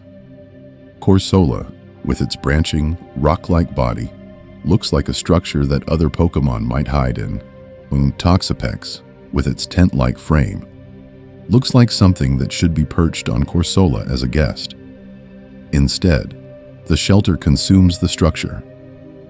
The inspiration behind this pairing may come from real crown-of-thorns starfish outbreaks that damage coral reefs, but here the predator is compact, almost cute, and very patient. Later regions pick up this thread and pull it much further. In Galar, Corsola appears again in a very different form, and its changed state hints that the tranquil Alolan Reef might only be one moment in a longer environmental story. For now, the trail of Corsola fragments simply ends somewhere in the sand, and the scene goes quiet. But the next region will not be so gentle about what happened next. From Corsola's fragile reefs, the camera can drift only a few meters along the shoreline before meeting a very different kind of stillness. The water grows shallow, the waves slow down, and on the pale sand of Alola, something small and black simply refuses to participate in the scene. Pyukumuku is one of the strangest Alolan species introduced in this generation. While many regional designs emphasize motion, bright expressions, or elaborate patterns, this one mostly appears as a rounded sea cucumber lump with soft pink spikes. Visually, it looks more like a forgotten bath toy than an active creature, and that small detail is important. It sets expectations low. It suggests that almost nothing is going to happen here. Its body is simple and compact, with a smooth, almost featureless silhouette. The most decorative element is a flower-like pink opening at one end, functioning as a mouth. The concept seems minimal, even gentle, until the lore quietly adds a more unsettling behavior. When threatened, Pyukumuku can eject its internal organs through that opening, forming a pale, fist-shaped appendage that punches or grabs opponents. The design takes a real sea cucumber defense mechanism and exaggerates it just enough to feel uncanny, especially coming from such a passive shape. Because of this, the species creates an odd contrast between appearance and function. It looks half asleep, yet its method of interaction is both visceral and abrupt. This raises quiet questions about how much activity is hidden inside things that seem inert on the surface. In this journey, we'll keep encountering Alolan Pokemon that appear relaxed, only to reveal something sharper underneath. In the games, local tourism becomes part of Pyukumuku's story. Beachgoers dislike stepping on these motionless bodies, which tend to clutter sunny shorelines like living rocks. As a result, Alola introduces a small job. People are actually paid to pick up Pyukumuku and toss them back into the sea. It is framed as both beach maintenance and a kind of respectful relocation. However, the lore notes that Pyukumuku always returns to the exact same spot. It does not want a new home. It simply wants to stay. That behavioral loop turns the species into a quiet symbol of stubbornness. It will not chase prey, it will not migrate, and it will not adapt its preferred rock just because visitors find it inconvenient. The inspiration behind this scenario seems to echo real coastal tensions, each where tourism and local wildlife occupy the same narrow strip of land with different priorities. Mechanically, Pyukumuku continues this passive theme. Its stats are extremely defensive, with high HP and defenses but almost no offensive power at all. It cannot learn traditional damaging moves by level up, relying instead on status, support, and its signature ability, Innards Out. When Pyukumuku faints, Innards Out deals damage equal to the HP it had just before being knocked out. The opponent hurts it, and then is hurt in exact proportion. It is a reactive concept rather than an aggressive one. In competitive play, this turns Pyukumuku into a wall that punishes overextension. It stalls, soaks damage, and finally returns that effort in a single, delayed burst. The pattern mirrors its place on the beach. Push it away, and it slowly comes back. Hit it too hard, and some of that force is quietly reflected. As a piece of Alolan world building, Pyukumuku represents the friction between visiting and belonging. Tourists want clear sand and open water. This creature wants a specific rock and a very low energy existence. Neither side is malicious. Their goals simply do not align. The region responds with a small job, a small mechanic, and a small Pokemon that does almost nothing, yet still refuses to disappear. From here, Alola's designs begin to explore another kind of social tension, not just who stays put, but who hides. The next species does not lie on the sand at all. It covers itself in a disguise and waits for someone to notice. That instinct to hide is not limited to a single nervous species in Alola. In a quiet way, the entire region hides from the usual Pokemon structure. Instead of 8 tall gym buildings and standardized badges, Alola offers something softer: the Island Challenge. It appears less like a sports league and more like a long community field trip. Each island replaces gyms with a series of trials, and in this journey, we'll see how those trials turn ordinary encounters into small local myths. Rather than fighting a professional leader in a themed room, challengers complete tasks out in the landscape, then face a totem Pokemon. These totem Pokemon are not legendary creatures. They are regular species, temporarily magnified by a glowing aura and a call for allies.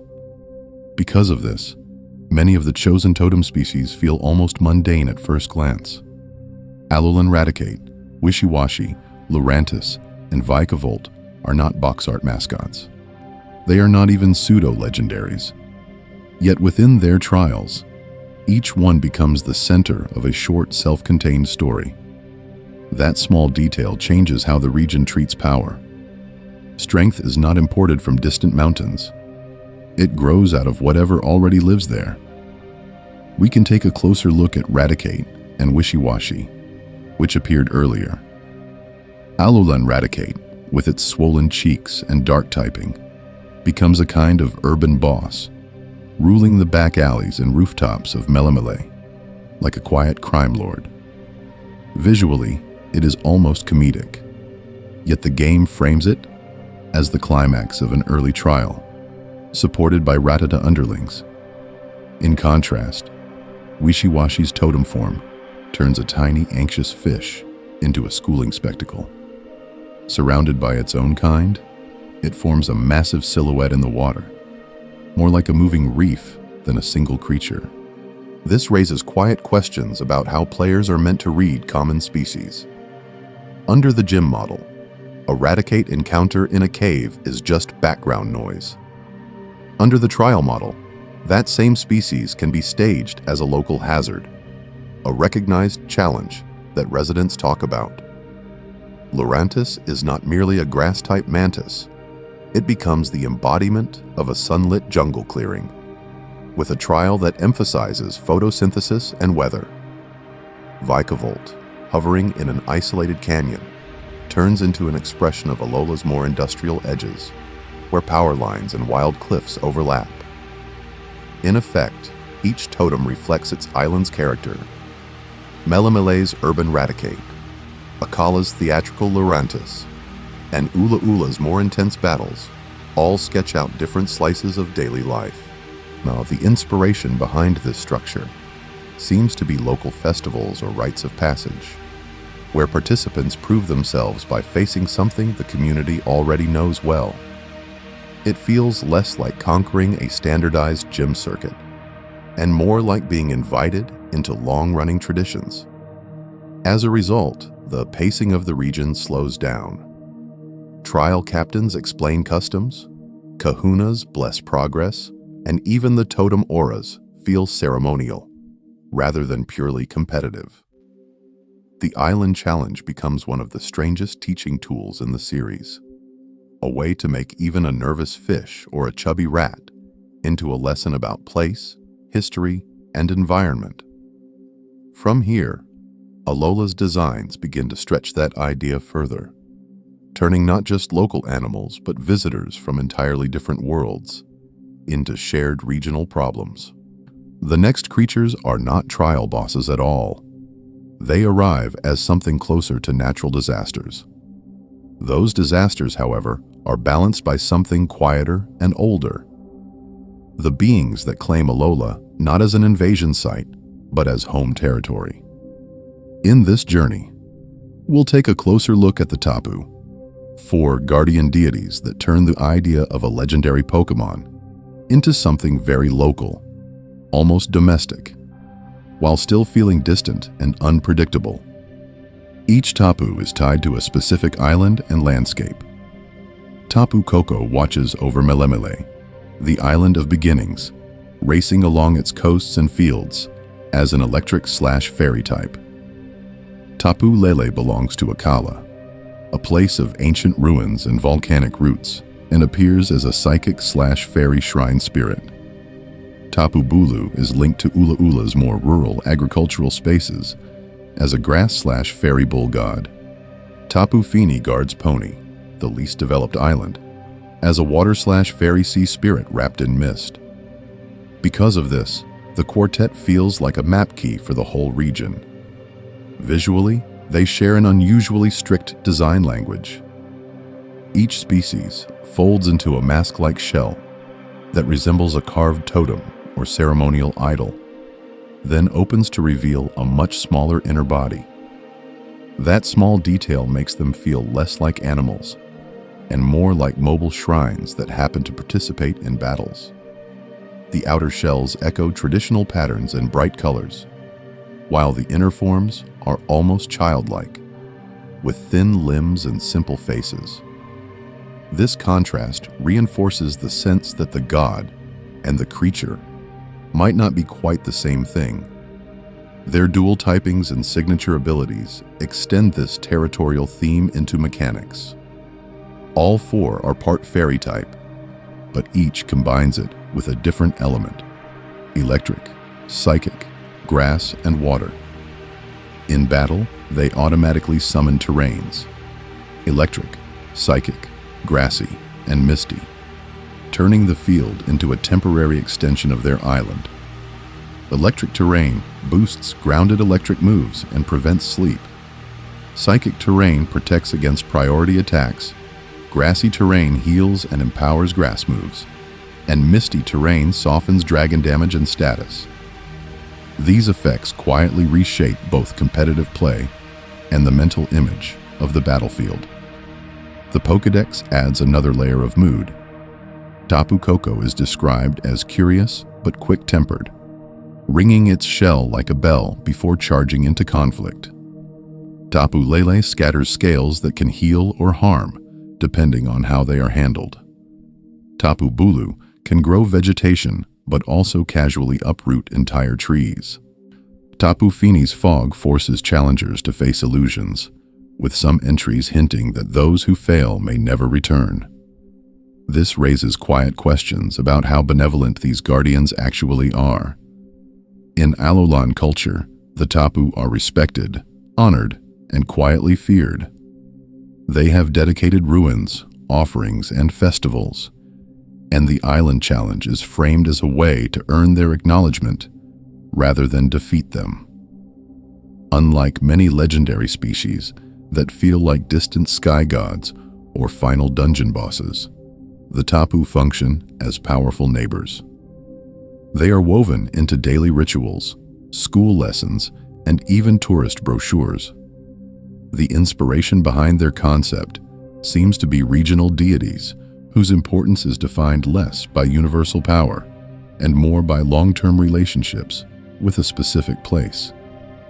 As Alola's protectors, they anchor the region firmly to its islands, which makes the next set of legendary beings feel even more out of place. Wanderers from beyond the sky, whose connection to the land is far weaker and far stranger. To understand why those wanderers feel so strange, it helps to sit a little longer with the beings that define Alola from the inside. The very word that unites them, Tapu, is not an arbitrary sound. In many Polynesian languages, Tapu or Kapu refers to what is sacred, restricted, or set apart from ordinary life. That small detail quietly frames these four as living boundaries, marking off what should be respected and what should not be touched. In this journey, we'll take a closer look at how even their individual names reinforce this sense of place. Tapu Koko, the guardian of Melemele, carries a name that echoes quick, sharp sounds, almost like the clacking of its shell or the crowing of a rooster. In Hawaiian, Koko can relate to blood or richness, which fits a deity that surges with electric energy and dashes across the island like a heartbeat. Because of this, even the act of calling its name feels like invoking motion and charge. Tapu Lele, associated with Akala, shifts the mood. Lele in Hawaiian can mean to fly, to leap, or to move from one place to another. This guardian floats, scatters scales, and is linked to healing and psychic power. So its name suggests a drifting, fluttering presence rather than a direct strike. The contrast with Koko is simple but effective. One snaps shut like a beak, the other seems to hover between meanings. Tapu Bulu and Tapu Fini extend the pattern. Bulu recalls the sound of a heavy bell or bull, and this guardian of Ula Ula appears as a horned, grass and wood entity that can ring its bell-like shell. The inspiration behind its design leans into agriculture and strength, a protector of fields rather than storms. Fini, guarding pony, sounds softer and more fluid, reminiscent of fin and finite, appropriate for a water and fairy species that shapes mist and illusions and seems concerned with endings, purification, and the edges between worlds. Visually, their shells add another layer. When closed, each tapu becomes a stylized emblem. Koko as a bird-headed totem, Lele as a ceremonial butterfly or mask, Bulu as a bell or bull's head, Fini as a sleek fish or guardian idol. They look less like active creatures and more like carved shrines waiting. When they open, those rigid forms unfold into agile, expressive bodies, as if a wooden statue has stepped down from its pedestal to walk among the islands. Their bright colors and geometric patterns reinforce this shrine-like effect. The motifs echo Polynesian and broader Pacific art traditions without directly tracing any single pattern or symbol. This raises quiet questions about how to build a respectful fantasy analog. The designs suggest painted canoes, woven cloth, and carved wood, yet remain abstract enough to exist as their own fictional culture. Anchored by names and shapes that feel deeply local, the tapu make Alola seem self-contained, almost complete, which is why the next arrivals feel so jarring. Beings whose names, bodies, and behaviors barely speak the language of the islands at all, drifting in from somewhere far beyond its sacred boundaries. The Ultra Beasts. Those arrivals are the Ultra Beasts, and they sit in a very different category from anything Alola expects. Instead of feeling like new regional neighbors, they appear more like visitors who slipped in through a crack in reality. The games treat them less as part of the local ecosystem, and more as extra-dimensional incidents that must be contained, cataloged, and, if possible, understood. Unlike most Pokémon, which are framed as wildlife or companions, Ultra Beasts are consistently described in almost clinical terms. Their origin is Ultra Space, a separate dimension that behaves more like a shifting, hostile environment than a distant region. Because of this, they function almost like invasive species. They arrive without context, ignore established food chains, and warp the quiet balance that Alola usually tries to protect. Visually, they share a set of unsettling design traits. Many have elongated limbs, exaggerated silhouettes, or proportions that feel just a bit wrong for living creatures. Pheromosa moves like an insect crossed with a runway model. Buzzwole looks like a parody of muscular design, its body swollen into abstract, glassy biceps. Celesteela resembles an enormous ceremonial object more than a character. That small detail of never quite matching familiar animal shapes makes them feel more like concepts, given form than ordinary species. Their movement reinforces this. Several Ultra Beasts float rather than walk, or bend and twist, in ways that ignore normal joints. Even in still images, poses often look mid-glitch, as if the model has been slightly misaligned. This raises quiet questions about how they perceive space, and whether gravity and anatomy work the same way in ultraspace at all. In this journey, we'll also notice how language steps back from treating them as friends. Instead of simple names like Pikachu or Tapu Lele, early encounters label them with code names such as UB01, UB02 Beauty, or UB04 Blaster. That small detail immediately makes them feel like research subjects. They are filed, numbered, and monitored. Only later do more familiar names appear, and even then, the code name often lingers in the background like a case number. For a region built on harmony with nature, this shift is quiet but dramatic. Alola usually explains its species through folklore, migration, or adaptation, such as Alolan Executor stretching toward the sun or Vulpix retreating to snowy peaks. Ultra Beasts have no such gentle story. They simply arrive. Because of this, each appearance feels like a small tear in Alola's comforting narrative about how things fit together. One of the strangest among them is Nihilego, the so-called UB01 symbiont. At first glance, it resembles a delicate jellyfish made of glass and light, drifting with a kind of hypnotic grace. The inspiration behind its design mixes sea life, deep-sea bioluminescence, and something closer to a laboratory hazard symbol. Its Pokédex entries describe a parasitic behavior, suggesting that it can merge with a host and alter that host's mind, amplifying negative impulses while eroding self-control. In the story, this leads to one of the most unsettling fusions in the region's lore, where a human and an Ultra Beast briefly become a single, smiling silhouette. The section that follows will take a closer look at what, exactly, is wearing the body in that moment, and what it might mean if Nihilego is not the only one capable of that kind of connection. Nihilego is the creature waiting on the other side of that silhouette. It is officially classified as an Ultra Beast, but in Alola's Pokédex, it still sits in a numbered slot like any other species. That small detail makes it feel oddly domestic, as if something extra-dimensional has quietly been filed alongside Rattata and Butterfree. Visually, Nihilego is one of the strangest rock-type Pokémon in the series. Instead of a solid mineral body, it resembles a translucent jellyfish, with a frilly, almost hat-like bell and long, ribbon-like tendrils. The bell has faint star shapes and a pale, milky sheen, as if made from frosted glass. Unlike most rock types, there are no sharp edges, no obvious weight.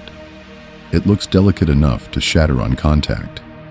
Its in-game animations reinforce that feeling.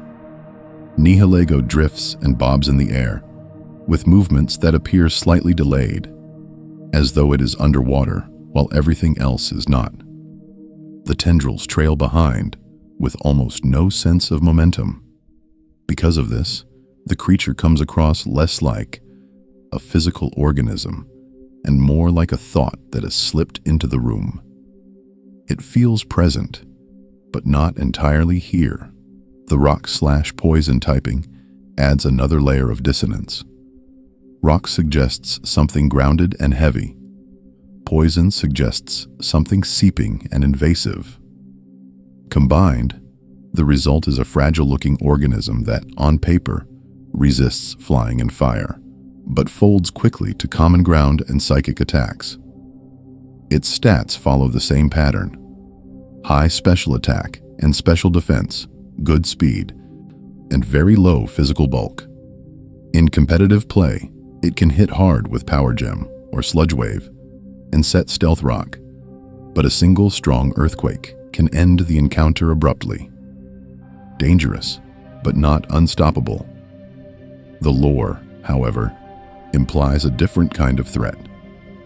Multiple Pokédex entries state that Nihilego can merge with a host's body and influence or control its behavior.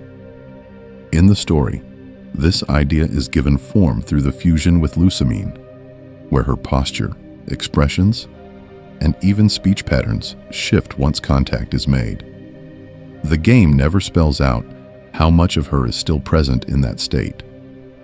It simply shows the merged silhouette and lets the implications sit. In this journey, we'll notice how quietly that concept pushes the series into horror territory. Possession, behavioral change, and loss of control are introduced in a game that otherwise features dancing birds and long-necked palm trees. The inspiration behind Nihilego has been compared to parasites or addictive substances, and its neurotox codename underlines that connection. This raises quiet questions about where Lusamine's obsession ends and where the Ultra Beast begins. At the same time, nothing explains Nihilego's motives. It never speaks, never gestures with clear intent, and never receives a villainous monologue. It simply attaches, amplifies, and erodes.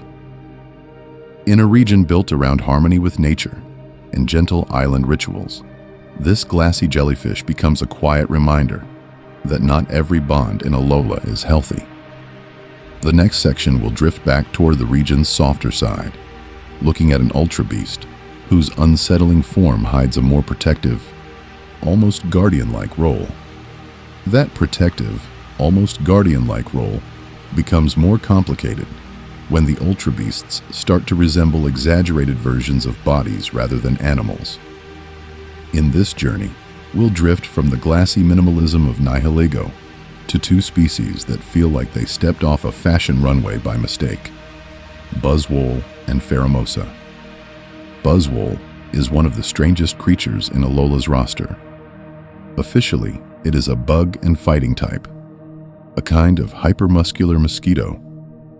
Unlike most insect-inspired Pokémon, which tend towards small, rounded shapes, this design stacks layer upon layer of swollen muscle.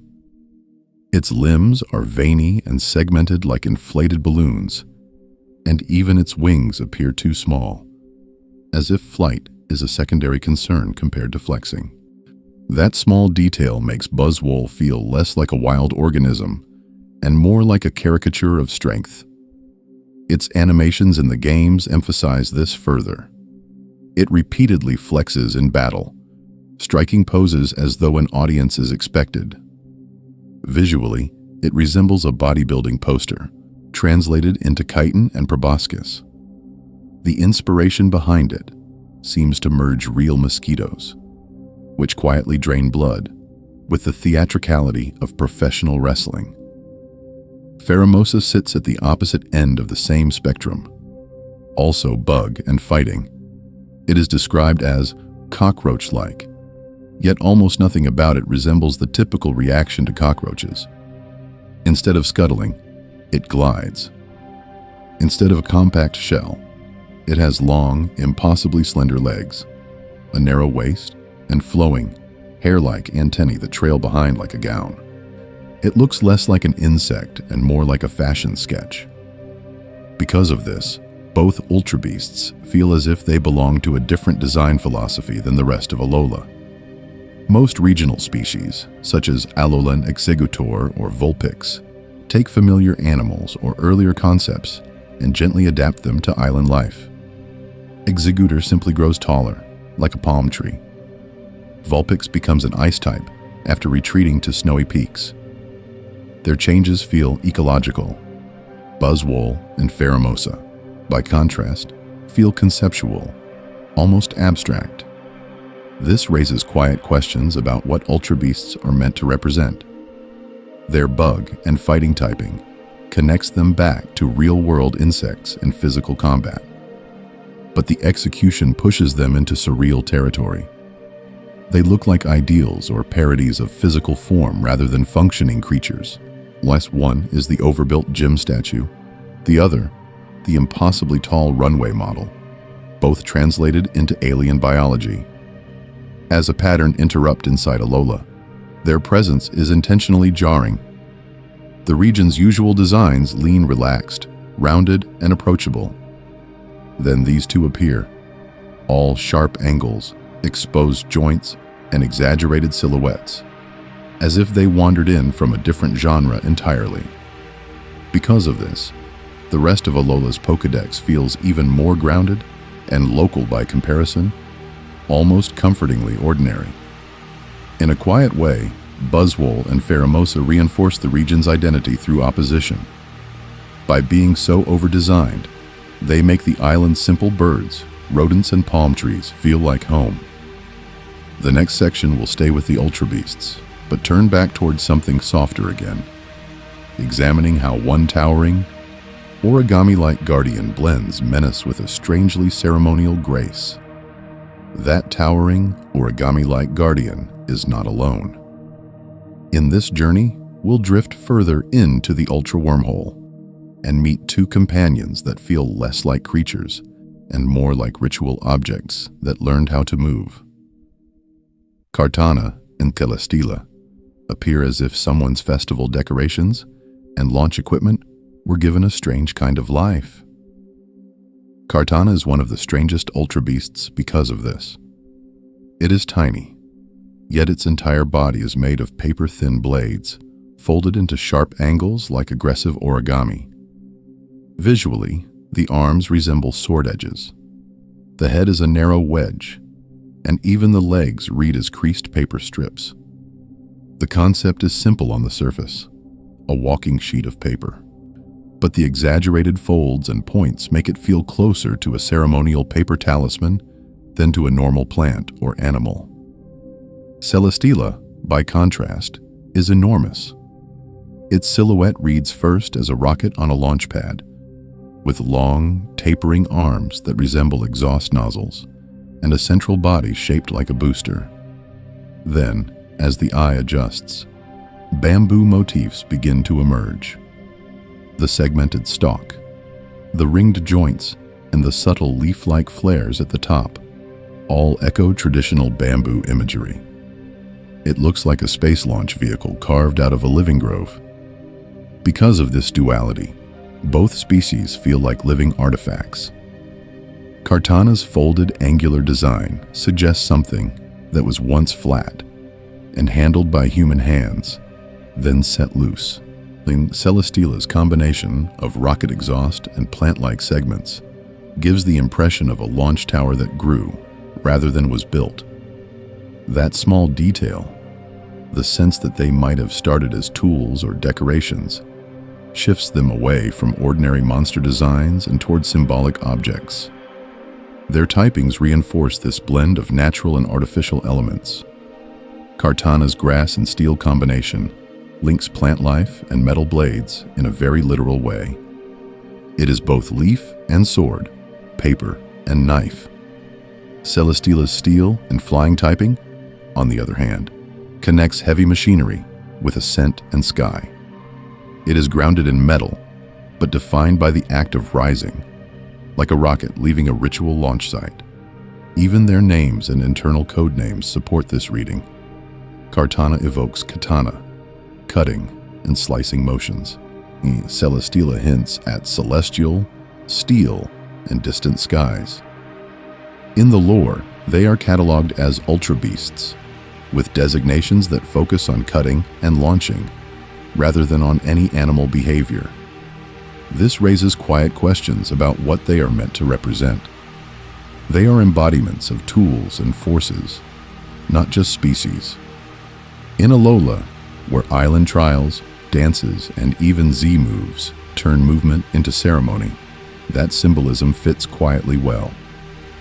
The inspiration behind Kartana can feel like folded paper charms used in festivals, while Celesteela resembles both a bamboo grove and a rocket launch, as if a harvest ritual and a space program were merged.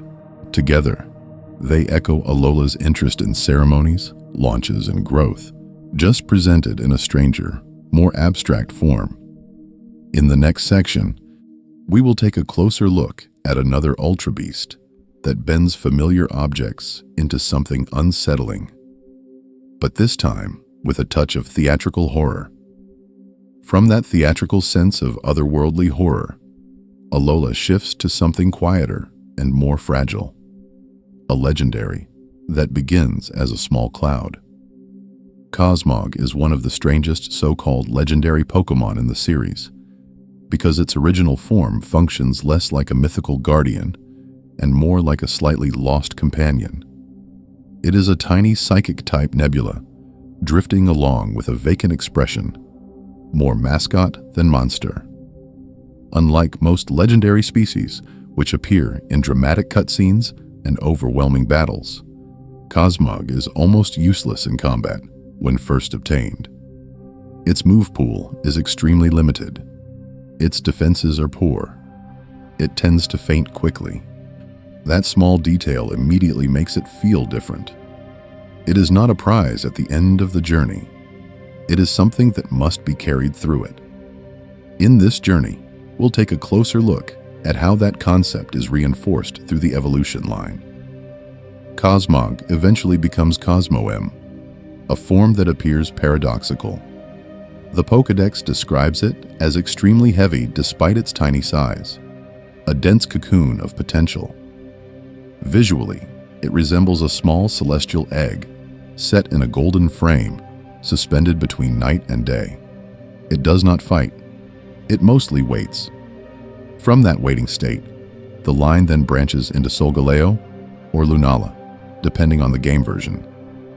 In Pokémon Sun and Ultra Sun, Cosmoem awakens as Solgaleo, associated with the sun and described as the beast that devours the sun, despite its role as a protective lion.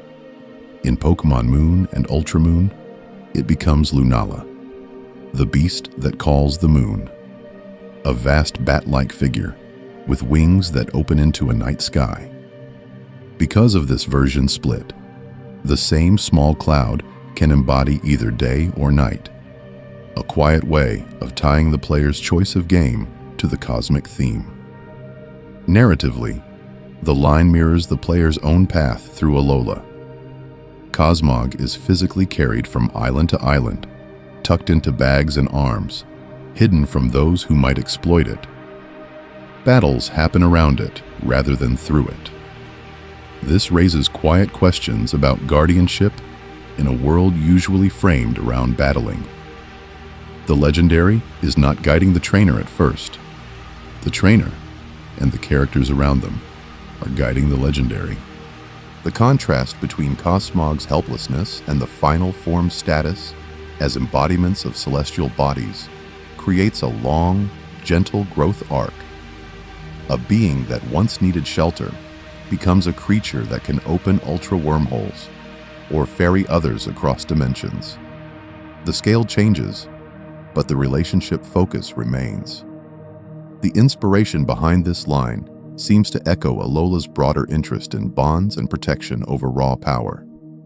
Starting a legendary line as something so weak and dependent emphasizes care, trust, and patience. It suggests that even the sun and moon of this region begin as something that must be held carefully first. In the next section, we will stay with that theme of protection and dependence, but shift from cosmic clouds to a much smaller, more terrestrial guardian that hides behind a mask. That idea of a guardian behind a mask prepares the way for Alola's most visible protectors, the ones that do not hide at all. Instead of a wooden face, the region's next pair of guardians wear the sky itself. In this journey, we'll take a closer look at Solgaleo and Lunala, two legendary figures that turn light and shadow into something almost domestic. Solgaleo is presented as a lion-like psychic and steel type, but even that short description understates how dense its design really is. Unlike most big feline species in the series, which lean into fur and motion, this one appears almost sculpted.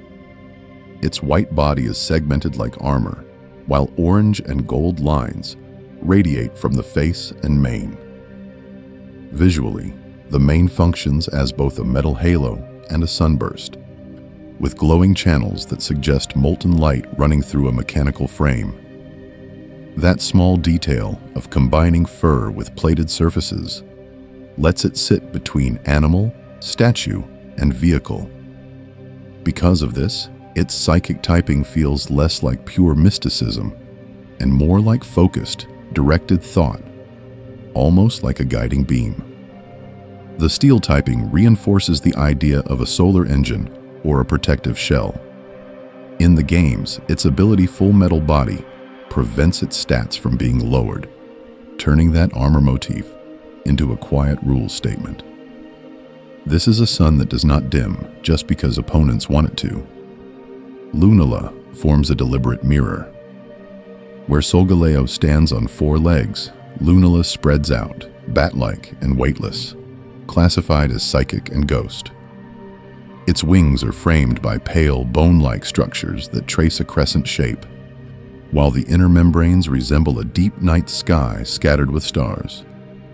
Visually, the body almost disappears into that darkness, so the frame reads like a skeletal window holding the cosmos in place. It is elegant, but also one of the strangest shapes in the series. The ghost typing, paired with psychic, turns moonlight into something halfway between reflection and absence.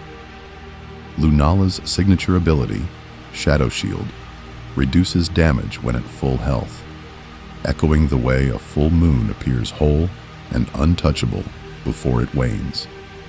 This raises quiet questions about whether its ghost nature is about death or about things only seen indirectly, the way moonlight is only reflected sunlight. Both legends are tied directly to Ultra Space through their roles as living portals. Their signature moves, Sunsteel Strike and Moongeist Beam, ignore abilities, cutting straight through the usual protective systems.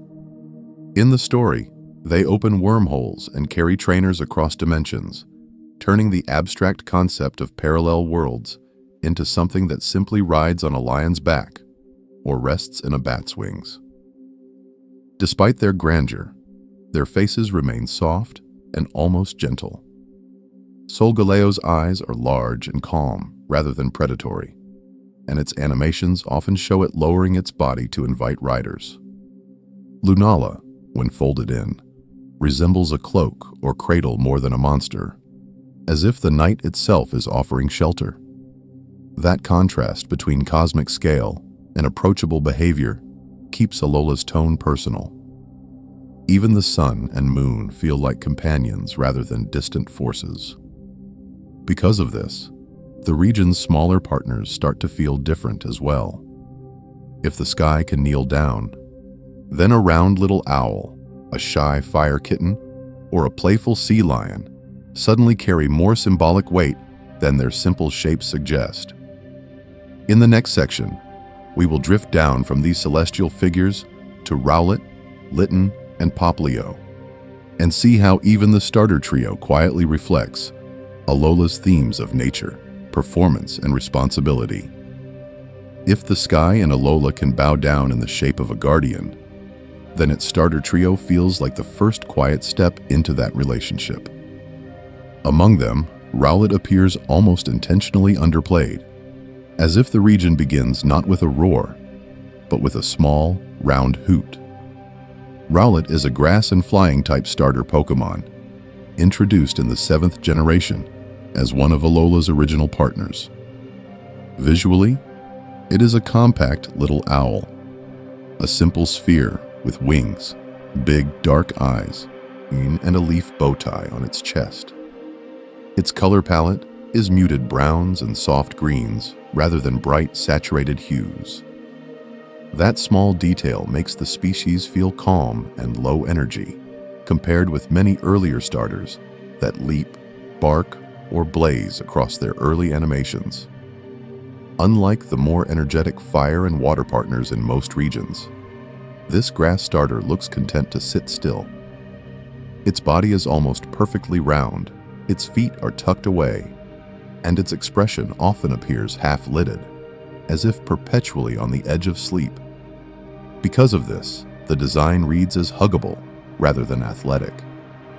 It suggests a nocturnal creature that conserves energy, watches, and only moves when there is a reason.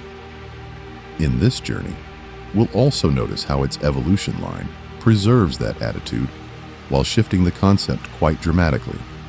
Rowlet evolves into Dartrix, a slightly taller owl with a swept hair of leaves and a more fussy demeanor.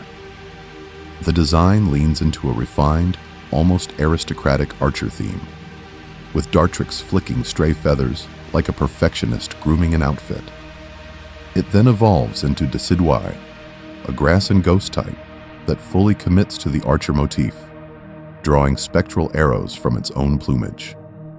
This typing shift is one of the strangest parts of the line. A grass and flying ball of fluff quietly becomes a grass and ghost-hooded archer. Yet the personality thread remains consistent. Decidueye is described in Pokédex lore as a precise, silent hunter that can fire arrows at remarkable distances. It does not bellow or charge. It plans. Rowlet's moves and animations reinforce this careful, deliberate identity. Razor Leaf and Leafage are often depicted as controlled volleys rather than explosive storms. Signature moves like Spirit Shackle in Decidueye's stage emphasize pinning opponents in place with a single, well-aimed shot. Even in the anime, the Rowlet that joins Ash tends to fall asleep in inappropriate places and attack a bit absent-mindedly. But when it focuses, its strikes are clean and direct. The humor is gentle, almost as if the series itself is amused by how relaxed this partner remains. This raises quiet questions about what a starter is expected to be. Instead of an impulsive hero, Alola offers a grass line that feels like a patient forest guide, a companion that watches from branches and acts only when needed. As we move on to Litten and Popplio, we can take a closer look at how fire and water respond to the same regional mood of performance, observation, and responsibility. Litten steps into this picture as a small fire-type kitten, but its demeanor is noticeably different from many earlier fire starters. Instead of bounding enthusiasm, the species appears reserved, almost distant, watching quietly before acting. That small detail immediately makes it feel closer to Rowlet's observational role than to something like the original Charmander. In this journey, we'll see that even the fiery choice in Alola is more about performance and timing than constant aggression. When Litten evolves, this quiet ember is redirected into something louder, Torracat, and then Incineroar, a fire/dark type that looks like a wrestling heel pulled directly into Pokémon form. Unlike most starters that lean on heroic imagery, Incineroar's design emphasizes theatrical villainy. Its belt of flames resembles a championship belt. Its animations in the games show it flexing, posturing, and playing to an invisible crowd. Because of this, its aggression feels staged, almost like part of an ongoing show rather than uncontrolled rage. Competitively, Incineroar reinforces that idea of a performer who understands the stage. Intimidate lowers opposing attack the moment it enters battle, as if the audience reaction alone weakens its opponents. Moves such as Darkest Lariat and its signature Z move, Malicious Moonsault, are framed like finishing moves. Visually, it is one of the strangest starters when placed against Alola's beaches and gentle roots. Yet that contrast underlines the region's fascination with organized trials, arenas, and public challenges. On the opposite side of the triangle, Popplio begins as a playful sea lion Pokémon, blowing bubbles and practicing tricks on the shoreline. The concept here is not just water animal, but trainee performer, rehearsing routines that are not quite polished yet. Its evolution into Brionne adds a more formal costume-like design.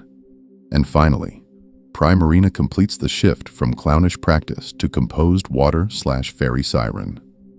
Primarina's design and behavior focus on controlled, graceful performances. It sings to direct balloons of water, using voice and precise movement instead of brute force. The inspiration behind this line seems to draw from both opera and traditional mermaid myths, but filtered through Alola's emphasis on coordinated movement.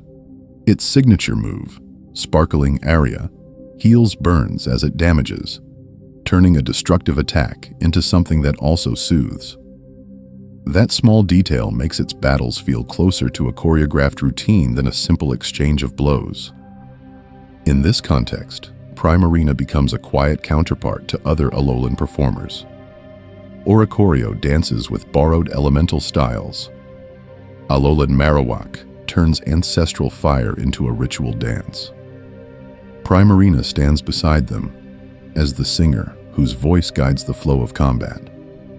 Together, these species turn Alola's battle system into something resembling a festival stage, where each participant has a role to play. Because of this, even the starter trio feels like local performers and guardians rather than distant heroic archetypes. Now, fire becomes a heel wrestler, water becomes a coastal diva, and grass becomes a watchful archer. As we move back toward more grounded regional forms, like the sly Alolan Meowth and its unusually round Persian evolution, we can take a closer look at how everyday house pets were quietly rewritten to match this same theatrical, island-specific mood. Alolan Meowth and Persian bring that theatrical mood down from the arena and back into the living room. Instead of masked champions or sparkling divas, this line asks what happens when a simple house cat is redesigned to match an island's idea of nobility and taste. In this journey, we'll see how that small detail of status becomes encoded in fur color, posture, and even typing. Unlike the original Kanto Meowth, which is normal type and a bit scruffy in its energy, Alolan Meowth appears as a dark type variant with sleek bluish-gray fur and a constant smug expression. The lore explains that this form was bred by Alolan royalty, treated as a luxury pet rather than a street survivor.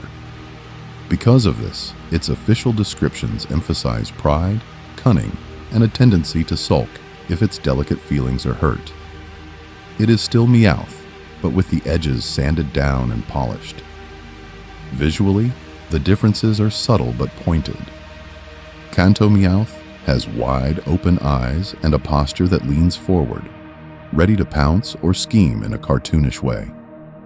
Alolan Meowth narrows the eyes, raises the head, and lets the body language slacken into something closer to a lounge than a crouch. That small detail immediately makes it feel self-satisfied. It looks like a creature that expects treats to arrive on schedule. The inspiration behind this version seems closer to a pampered show cat than to the beckoning Maneki Neko of the original concept. Then the evolution pushes the idea further. Alolan Persian keeps the dark typing, but trades the sleek, sharp face of Kanto Persian for a famously round head with a large, almost balloon-like face. This design choice divided fans, in part because it appears less elegant at first glance. Yet within the lore, that roundness reads like the exaggerated traits of overbred pedigree cats, big head, plush fur, and a presence that signals luxury more than athleticism. It looks expensive before it looks powerful. Game text reinforces this. Alolan Persian is described as vain, proud, and easily offended, treating battles almost as a way to assert status rather than survival. The dark typing, usually associated with trickery and underhanded tactics, becomes a personality marker here. A scheming, self-centered aristocrat rather than a feral predator. This raises quiet questions about how morality and temperament are quietly mapped onto type charts. Together, these forms function as a soft commentary on selective breeding. Over generations, human preferences in Alola reshaped a common urban species into a symbol of class. altering not only its appearance, but its recorded behavior and even its elemental identity. The result is one of the strangest regional pairs, a cat line that feels less wild variant and more designer edition. As we move on to other Alolan forms shaped by environment rather than social status, we can take a closer look at how climate, isolation, and survival pressures leave very different marks on familiar silhouettes. That shift from designer house cats to environment-shaped variants leads naturally into one of the strangest climate experiments in Alola: Sandshrew and Sandslash, abandoning the desert. In Kanto, this line is defined by sand, burrowing, and a dry yellow palette. In Alola, the same basic concept is quietly inverted, as if the region asked what would happen if a desert species had to survive on a frozen mountain instead. Alolan Sandshrew is introduced as an ice and steel type, which already sounds like a contradiction for something once associated with dunes. Instead of a soft, sandy armadillo, the regional form appears like a small walking igloo. Its shell is depicted as hard, segmented ice, more like packed snow bricks than natural armor plates. That small detail makes it feel less like a creature that evolved in isolation and more like a Pokemon that has been rebuilt by its environment from the outside in. The body itself is noticeably chunkier and more rigid than the original version. The limbs are short, the joints look stiff, and the overall silhouette suggests that it no longer glides through sand with ease. It probably moves more slowly, trading agility for insulation and protection. Because of this, its design reads as a creature that has accepted being slightly clumsy in exchange for not freezing to death on the mountain slopes. Visually, the thick, pale shell almost swallows the face, as if the igloo has become more important than the animal living inside it. When Sandshrew evolves, the Alolan Sandslash pushes the idea further, then turning into a snow-covered hedgehog, bristling with icicles. The quills become long, sharp ice spikes, and the claws extend into exaggerated frozen blades. It looks more aggressive than the original Sandslash, but also more specialized, as though it has been optimized for climbing and defending itself in a very specific niche. In some official art, the spikes resemble miniature glaciers sliding along its back, which makes the whole species feel like moving terrain. The new ice and steel typing drastically redefines its strengths and weaknesses. The original ground type enjoys simple resistances and clear rolls against electric types. By contrast, the Alolan form gains strong resistances to ice and a notable resistance to fairy, but becomes extremely vulnerable to fire and fighting attacks. On paper, it is both tougher and more fragile. This raises quiet questions about how a line can feel sturdier in design while being so precarious in competitive play. In this journey, we'll keep seeing Alolan forms that act like thought experiments about adaptation.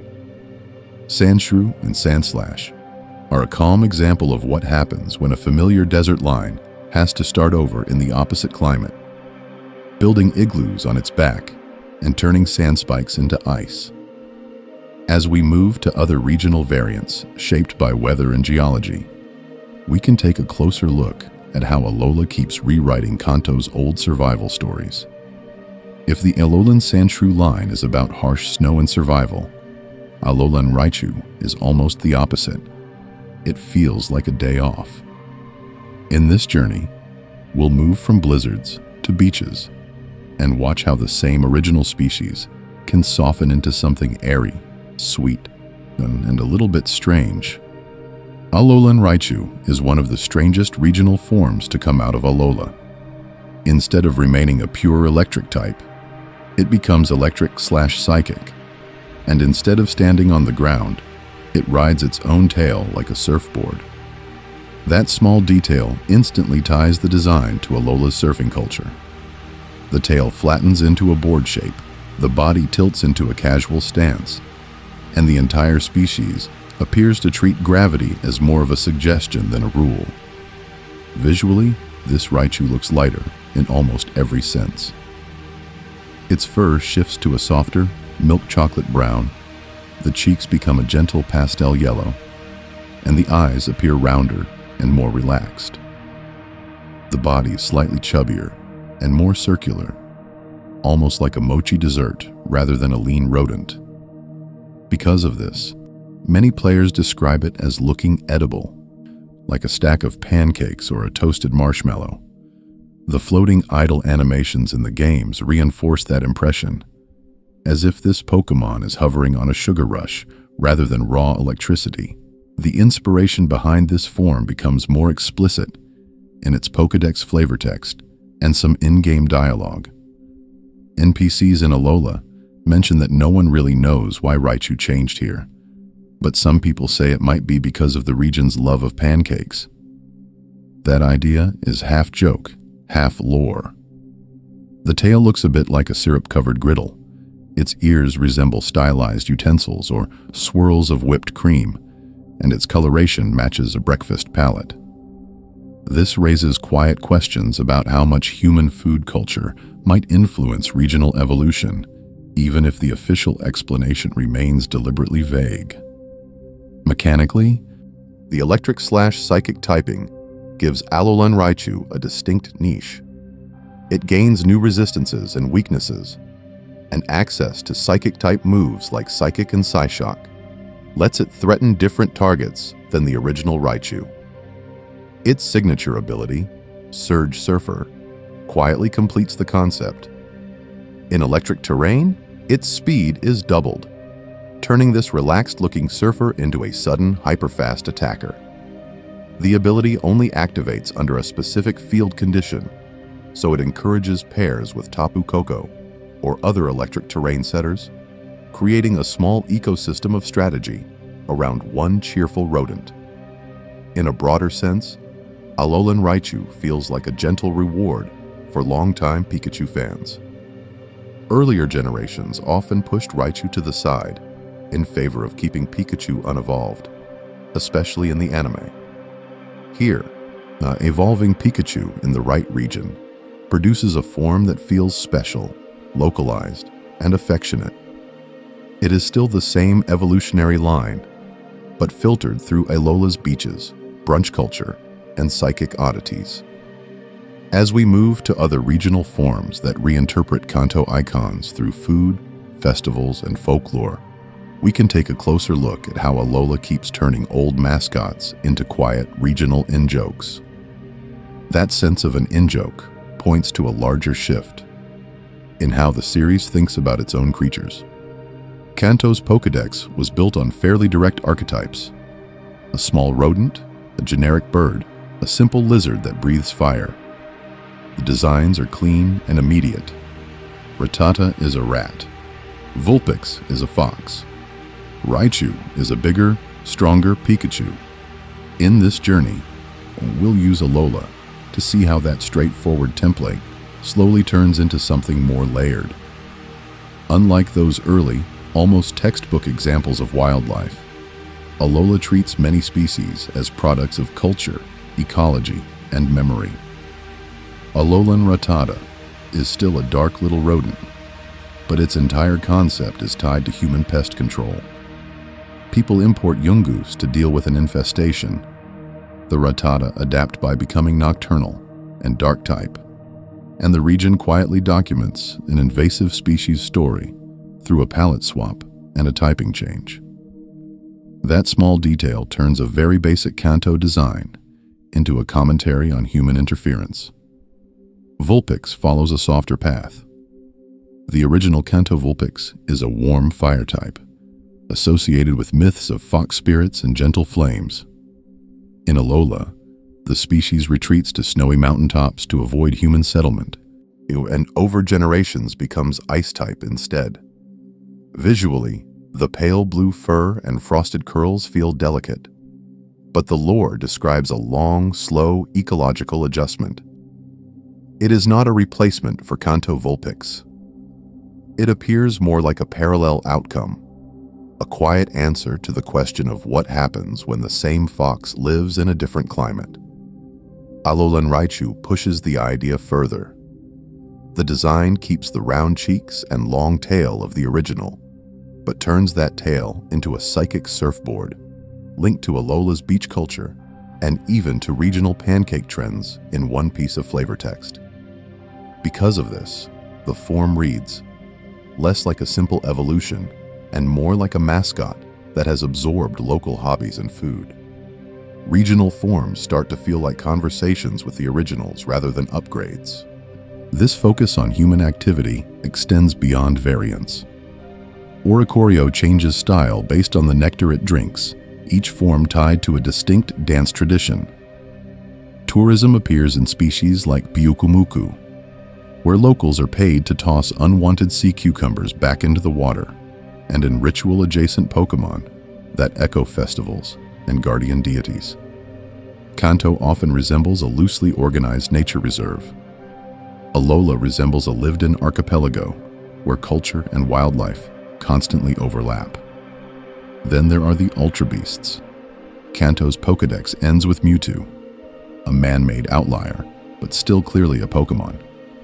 Alola introduces entities like Nihilego and Buzzwole that feel alien even by series standards. Their codes, their strange biology, and their extra-dimensional origin create a new category of otherness, yet one of the strangest expansions of what the word Pokémon can include. This raises quiet questions about where the boundary of the setting actually lies. In a way, that evolution in design mirrors the series itself. It moves from simple, almost toy-like monsters to a world where even a once boring rat, fox, or mascot can carry layered stories about ecosystems, tourism, and parallel worlds. As we drift further into Alola's Pokédex, we can take a closer look at how that same impulse reshapes entirely new species, not just familiar faces wearing regional masks. As that shift from toy-like to layered keeps unfolding, certain patterns in Alola start to repeat in a quiet loop. They are not loud themes, but they sit underneath almost every species, turning the region into a kind of slow, ongoing thought experiment about place and change. Adaptation appears first. Again and again, Alolan forms are about a species bending around its environment rather than forcing the environment to bend around it. Rattata and Raticate become Dark-type Night Raiders after people import Yungoos to control them. Vulpix, in one of the strangest inversions, retreats from warmer lowlands into the snow, slowly turning into an ice type. Even something as simple as a fox climbing a mountain becomes a small story about retreat, survival, and distance from human settlement. Because of this, Alola's Pokédex can feel like a record of ecological negotiations.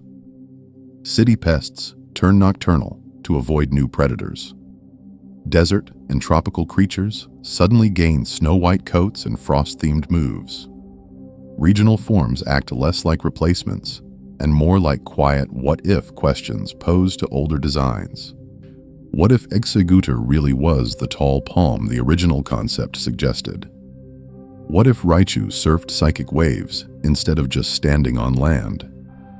Each variant invites players to reconsider a familiar face in a slightly altered frame.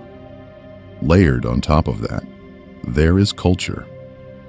The region's identity does not just appear in human NPCs. It is built into the species themselves. Oricorio cycles through dance styles, each tied to nectar and island tradition. The guardian deities watch over each island with ritual weight, while Pokemon like Comfey turn lays and floral offerings into living, hovering symbols. Fire ceremonies, trial sites, and even the totem battles make it feel as if performance and spirituality are ambient mechanics rather than occasional set pieces. A small pattern interrupt arrives when the tone shifts from comfort to unease. In the same Pokédex that holds Beware, a giant bear that hugs too hard but still reads as oddly comforting. There is Nihilego, a glassy ultra beast that behaves like a parasitic jellyfish. Comfy, with its ring of flowers, sits only a few pages away from Mimikyu, a lonely ghost under a Pikachu costume. Visually, the contrast is sharp, but the region treats both ends of the spectrum as normal residents of the same sky and shoreline. In this journey, we'll keep noticing how those contrasts never fully resolve. The inspiration behind one species might be a tourist lay, while another channels deep-sea horror or space travel. Yet they share roots, habitats, and sometimes even move descriptions. This raises quiet questions about how comforting and unsettling ideas can coexist without canceling each other out. And as these themes repeat, adaptation, culture, performance, otherness, they begin to blur into a single, soft impression. Not facts to memorize, just a slow accumulation of small, thoughtful details. For the rest of the night, the region can simply be a place where those patterns continue in the background. Like waves that keep arriving, whether anyone is counting them or not. From here, the patterns can soften even further, until the region feels less like a map and more like a shoreline at night. In this journey, we'll let Alola turn into that shoreline, quiet and slow, where distant cries from unseen species blend with the sound of waves that do not need names. Imagine a strip of pale sand under a sky that appears almost violet, with the last color draining from the horizon. The water moves in a steady rhythm, not dramatic, just persistent. Somewhere far off, a wingull calls once, and then disappears back into the dark. That small detail is enough to place the scene, and then it can fade again, like a thought that does not insist on staying. Along this beach, the earlier facts can drift by in the same way. Alolan Rattata, changing typing because of an introduced predator. Regional Executor, stretching into one of the strangest palm trees in the series. Island Trials, reshaping the old gym concept. All of that can be present for a moment, and then gently slide out of focus. There is no quiz at the end of the route. No need to remember exact stats, abilities, or which generation adjusted which move. Up in the mountains behind the shore, an Alolan Vulpix might be sleeping in the snow, far from this warm sand. It adapted to the cold to avoid human contact, and because of this, its design turned to pale blue and white, with a different typing and behavior. Visually, it belongs to another climate entirely, yet in this quiet scene, it can just be a distant landmark, half imagined beyond the clouds, not something to analyze. Closer to the waterline, a few Pyukumuku rest on dark rocks, motionless except for the tide washing around them. The Pokédex describes how people are paid to toss them back into the sea, only for them to return to the same spot. Here, that routine appears almost meditative. Out, back, out, back. Thoughts about competitive roles or move pools can follow that same pattern, and then disperse like wishy-washy, losing its school form and becoming a scatter of small, unremarkable fish. Farther down the shore, an Oricorio might be practicing a slow dance, changing style with different nectar, shifting mood, and typing with a simple sip. This raises quiet questions about identity and form. But those questions do not need answers tonight. They can just sway in the distance, like a figure half seen behind a curtain of rain. Breathing can match the waves now, in as the water advances, out as it retreats. Any remaining thoughts about lore, design inspiration, or regional comparisons can be allowed to rise, be noticed briefly, and then slide away again. If awareness is still here, it can simply rest with the sound of this voice a little longer, or wander off down the beach on its own. leaving Alola to keep humming softly in the background. From here, the shoreline can either fade completely or remain as a faint outline in the dark, knowing that this stretch of Alola will stay in place. Whether sleep arrived back with the first mention of regional forms or attention has wandered all the way through every island and tide, this same quiet path will still be here on another night. Nothing in this journey, we'll notice, depends on catching every detail in one pass. Unlike a trial that disappears once cleared, this recording behaves more like a friendly route sign at the edge of town. It simply waits. If awareness drifts back on a future evening, with a wish to hear about Alolan Exegutor's long neck again, or the soft shift from fire to ice in Vulpix's design, those segments will still be standing in the same order. That small detail makes the whole experience feel reusable rather than urgent.